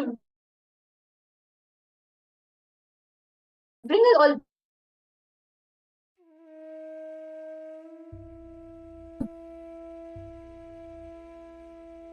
back, and now it is time for all of us to very happy and out. Paramashiva, inhale and exhale deeply with 25 heads and 75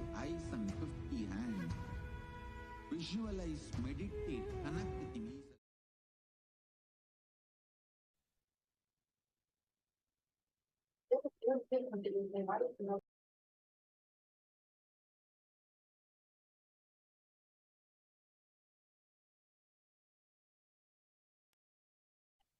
Somaskandhar Murthy, this form of Paramashiva that all of us are going to be having the darshan of today, this form of Paramashiva is a form in which he takes Skanda, Subramanya, who slays the Asura, the Surapadma Asura, who is like wreaking a havoc amongst the Devas. Subramanya is born from Paramashiva's own third eye, and he slays the Asura, he slays Surapadma.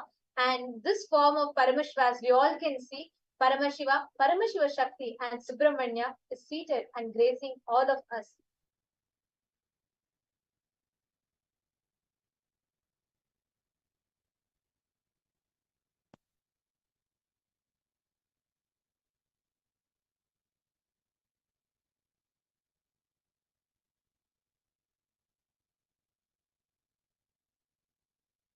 Somaskandhar Murthy is a form of Paramashiva. So once happens that when Surapadma starts wreaking a havoc amongst the Devas, he is unable to handle, all the Devas are unable to handle, and they all go and pray, and they are all unable to withstand the tortures of Surapadma. And all the Devas appeal to Paramashiva, and Paramashiva blesses them with a warrior who would be able to take down the demonic Asura, and thus the birth of Subramanya happens. Very beautifully, Paramashiva says how it just creates Subramanya through his third eye. And just as from a flame of his third eye, Subramanya manifests, he happens. So it's a very, very beautiful description or happening. And Subramanya is a unique expression of Paramashiva's bioenergy from his third eye. The male component, bioenergy, is Paramashiva's. The female component, the biomemory, is from Paramashiva Shakti.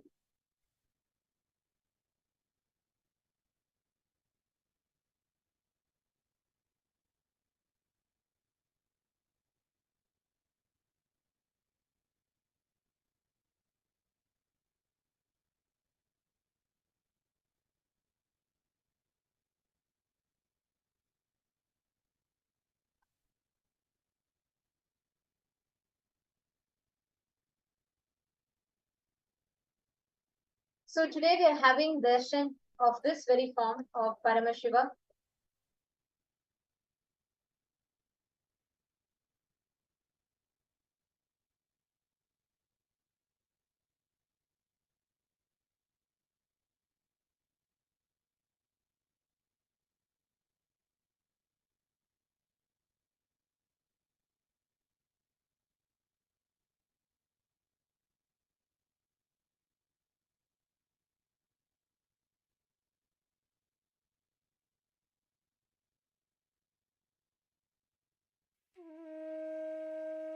Yes. Now, all of us are going to be preparing to receive darshan of this very form of Paramashiva, as he blesses all of us as Somaskandhar Murthy. And all the participants that are there with us, let's all get ready to receive darshan of Paramashiva as Somaskandhar Murthy today. All of us are blessed to be receiving this darshan directly from Swamiji.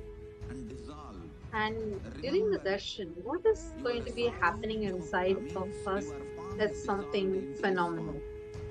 Like all of us invariably experience the awakening of Kundalini Shakti. That is the awakening of Kundalini Shakti. When that happens inside of us, it helps in various fronts, be it effects like anti-aging or your entire brain getting awakened inside you. It helps you in every aspect.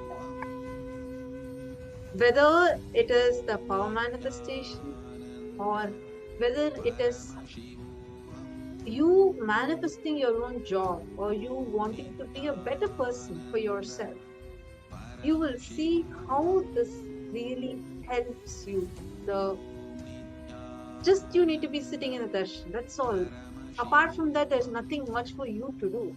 But you will see what transformation it brings forth inside of you just by sitting in the presence of it. That's the power of the presence of Swamiji.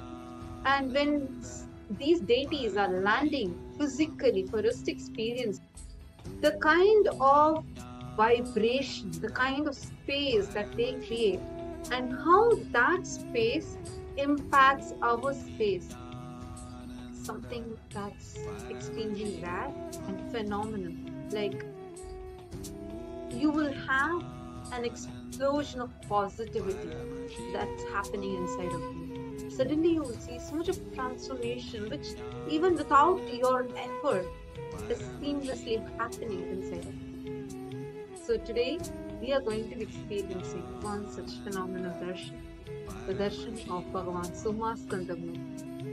And during this, you will see all the auspicious qualities, components, powers of Somaskandhar will start manifesting inside of each one of us.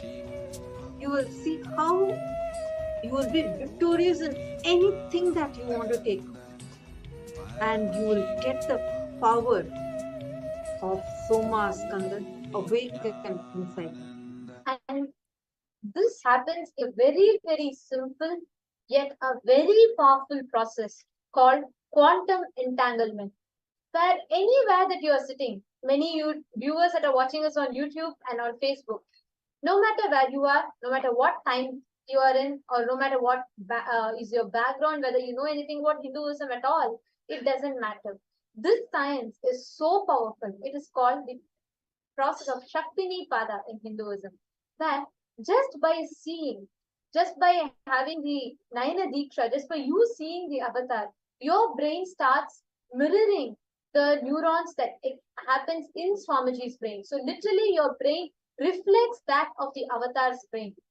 And what happens is, in this point in time, your entire brain cells all are awakened, all are activated, and at that point in time, all of us get to manifest these higher states of Paramashivam. So let us all get ready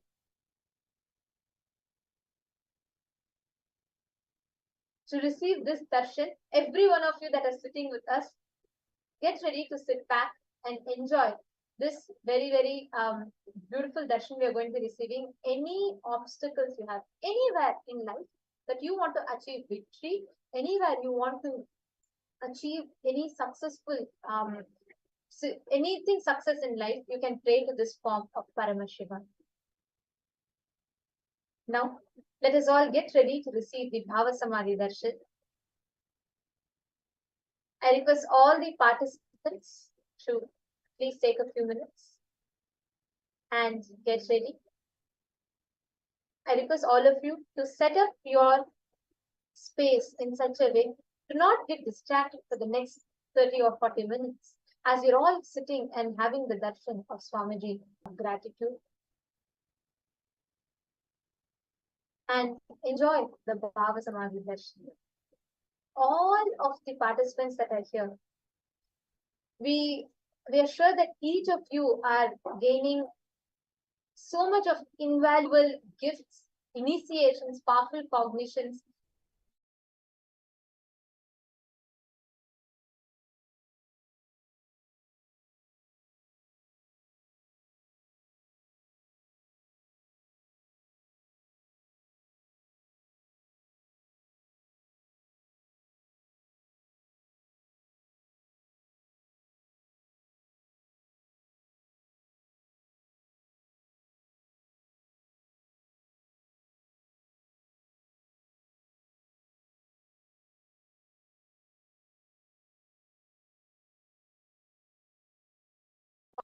Get ready for the Bhava Samadhi Darshan with the Dhyana Shloka.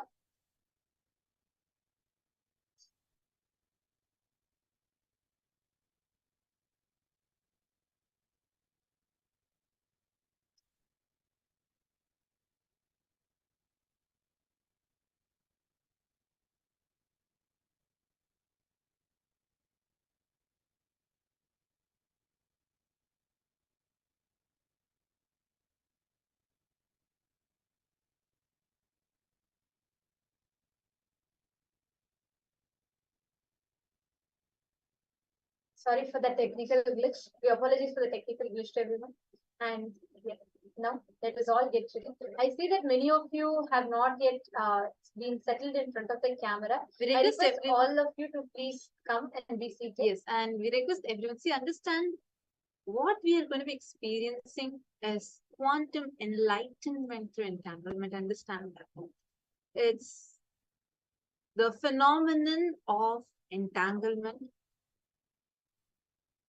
which is even described as per the quantum physics, has been known for a millennia in our Sanatana Hindu Dharma, which Swamiji has survived.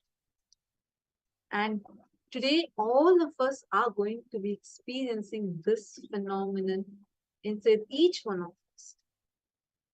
And you will see how you just need to be sitting here and Swamiji will do everything for you. So for this purpose, it's very important that you are seated, because all that is required is just you need to sit. Everything else Swamiji will do for you.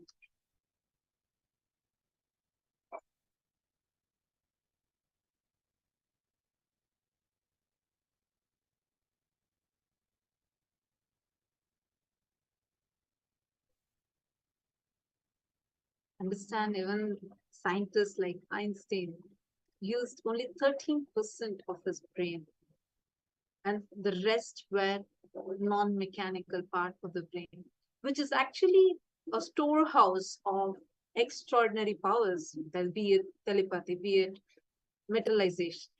So awakening of Kundalini directly awakens these non-mechanical parts of your brain and makes you more productive, more conscious, and extremely intuitive. This Kundalini Shakti can be awakened through few ways. First, understanding the right principles and doing the right pranayama or kriya, and initiation. It's only the initiation from the master which is the most safest route, because in this initiation, it's just an energy transfer that just happens merely by the will of the master. And that's what Swamiji is opening to all of us. Swamiji is going to be initiating all of us. And you just need to be in the pure space of gratitude. And in this is a very, very powerful process in Hinduism, which has the potential to transform each of our connection with Paramashiva, divine, or the highest consciousness, as we call it. This process is centered on giving each of us this initiation, transferring of these higher powers and higher states of consciousness to us. And its goal is to give us all the experience of Paramashivam. That is why Swamiji himself is coming. So to fully benefit from this process, to fully benefit from this darshan, it is important that each of you come with an open heart and a willingness to let go of all your distractions, any negative thoughts, any incompletions, all your distractions, just let go of it. Because this is a time for you to connect with your inner self and to tap into the power of Bhava Samadhi Darshan, the power of oneness. So in preparation for this experience, I request every one of you to find a very quiet and a comfortable place where you can sit and completely bring your awareness, enjoying the Bhava Samadhi Darshan. And you all also can light a dhupa, or a lamp in front of the screen as we all receive the darshan of Swamiji, and create a completely blissful atmosphere around you.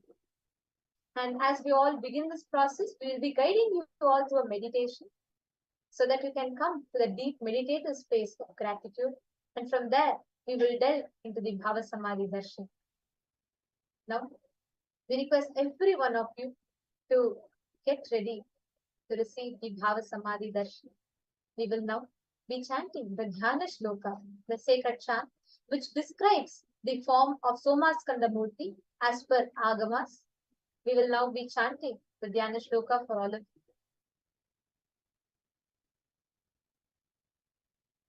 This form of Paramashiva, the Somaskandhar Murthy, is described as follows in the Agamas. The verse that we all will be chanting is going to be directly from the Somashambhu Paddhati.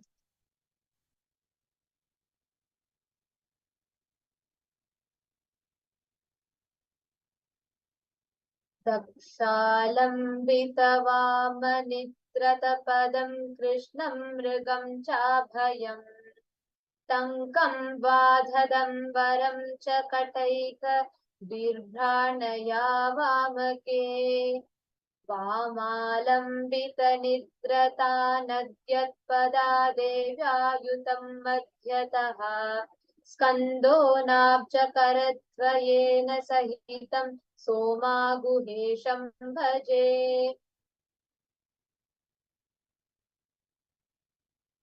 In this same space, let us all get ready to receive the Bhava.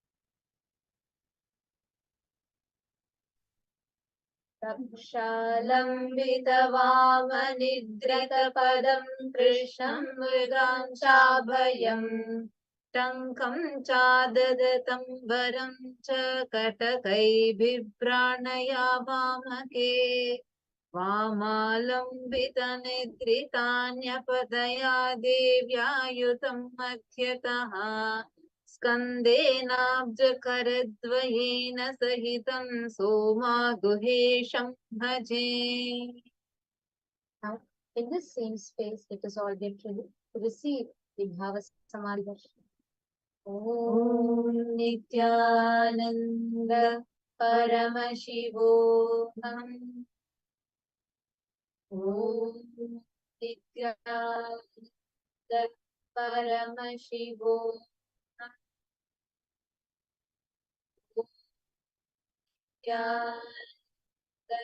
Paramashivam.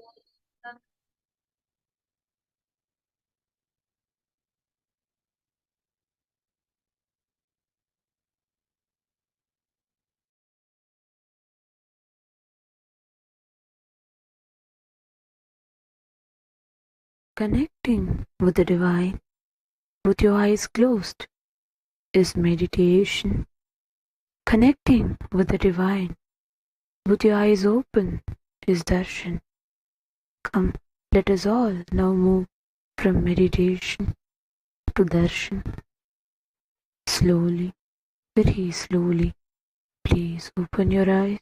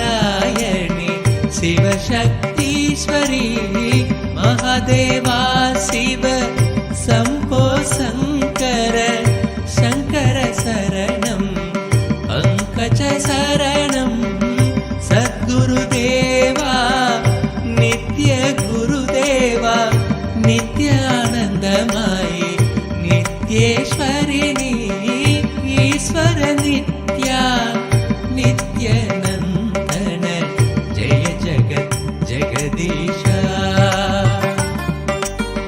कमलनयन हे हृदय विहारी योग अवतार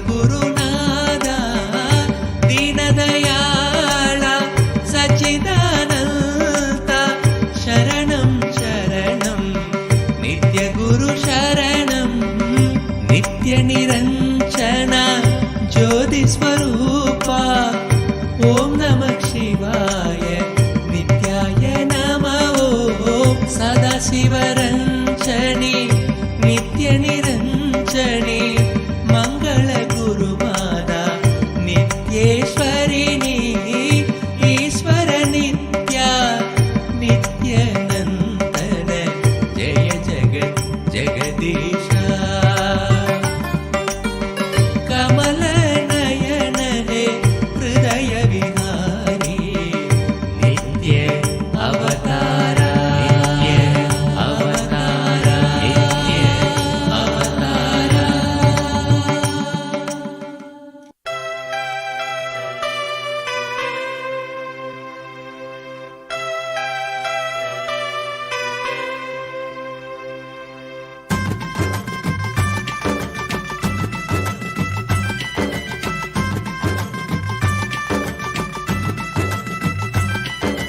नित्यानंद नित्य साथ स्वरूपणे नित्यानंद नित्य साथ स्वरूपणे कमला नयन देवादिदेवा नित्यानंद नित्य साथ स्वरूपणे कमला नयन देवादिदेवा नित्यानंद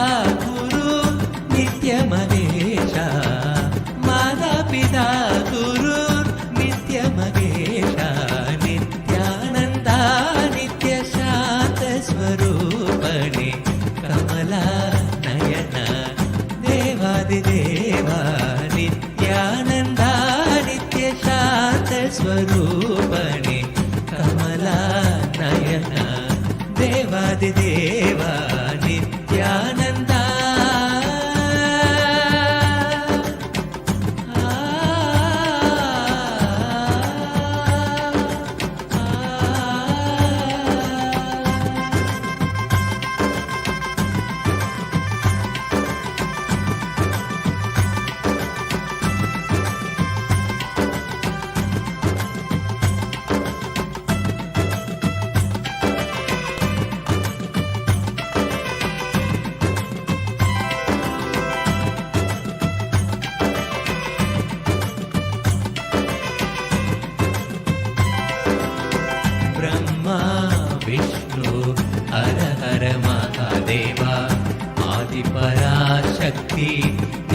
पराशक्ति ब्रह्मा विष्णु हर हर महादेवा आदि पराशक्ति नित्य पराशक्ति अखिल जगत की नित्या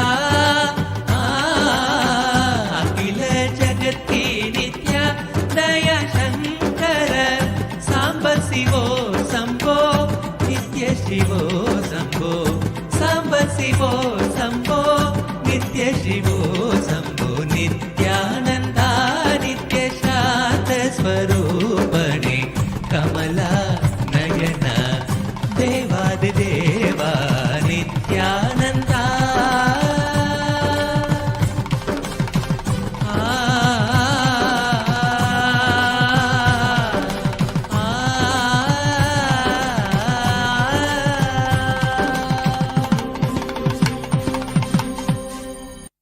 चलो चलो चलो चलो चलो चलो चलो चलो चलो चलो चलो रे चलो चलो चलो चलो चलो चलो चलो चलो चलो चलो चलो रे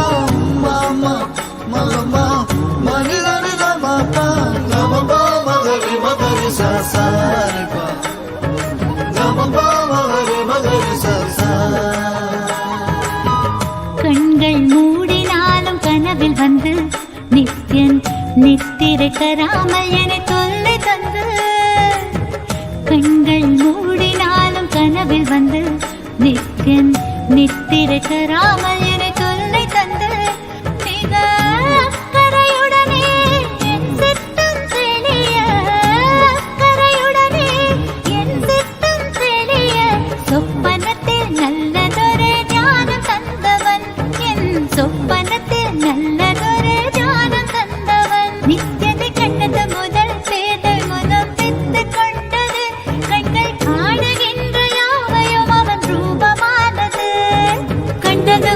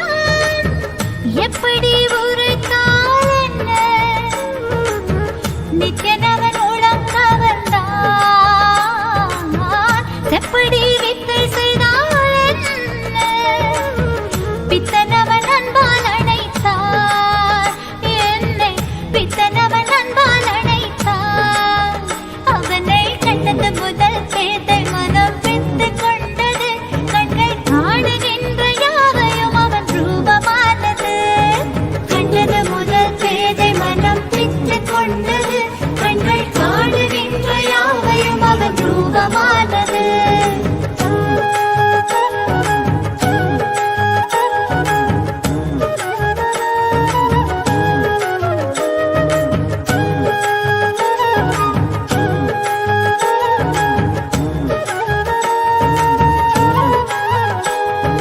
பேசுகின்ற தாய்மொழியும் மறந்து விட்டேன், கள்வன் நித்யனவன் பேரை மட்டும் மனனம் செய்தேன்.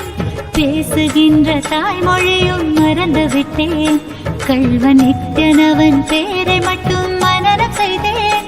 என் தன் வாழ்வின் பொருளான அவரவே, வாழ்வின் பொருளான அவன் காதல் பெறவே, வேள்விகள் புரிந்தே அவன் பாதம் பணிந்தேன், பல வேள்விகள் புரிந்தே அவன் பாதம் பணிந்தேன். நித்தியதை கண்டது முதல் பேதை மனம் பித்து கொண்டது, கண்கள் காணுகின்ற யாவையும் அவன் ரூபமானது. கண்டது முதல் பேதை மனம் பித்து கொண்டது, கண்கள் காணுகின்ற யாவையும் அவன் ரூபமானது.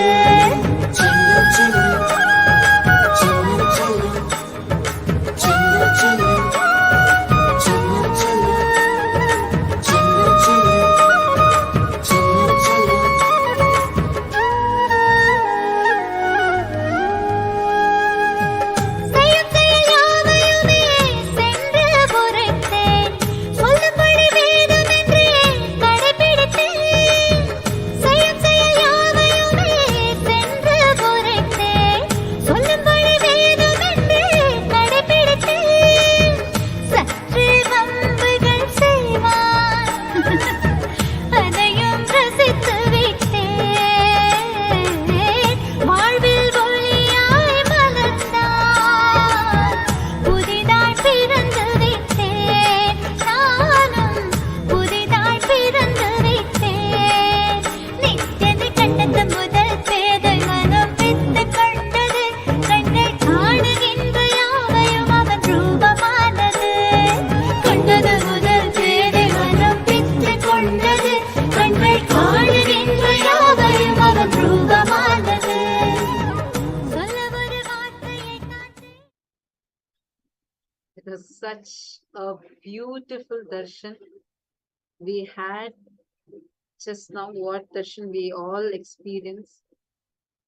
All you need to do is just enjoy this space. You will see how the transformation starts happening to you. I request all of you to take a few minutes now and share with us how was your experience during this darshan. How did you experience it? Take a few minutes and post it on Facebook. We thank each and every of the viewers that have joined us through the various social media platforms today. Thank you so much for tuning in. And you just had a glimpse of the darshans that happens in Paramashivam. This divine audience with the avatar, where the deities themselves land in the physical form. We have it as long sessions directly sitting at the feet of Swamiji, having two-way video conferencing with Swamiji. So now any of you that wants to experience this experience where you get your Nayana Diksha, the initiation, just through the look of the avatar, sign up for Paramashivam so that you can experience this.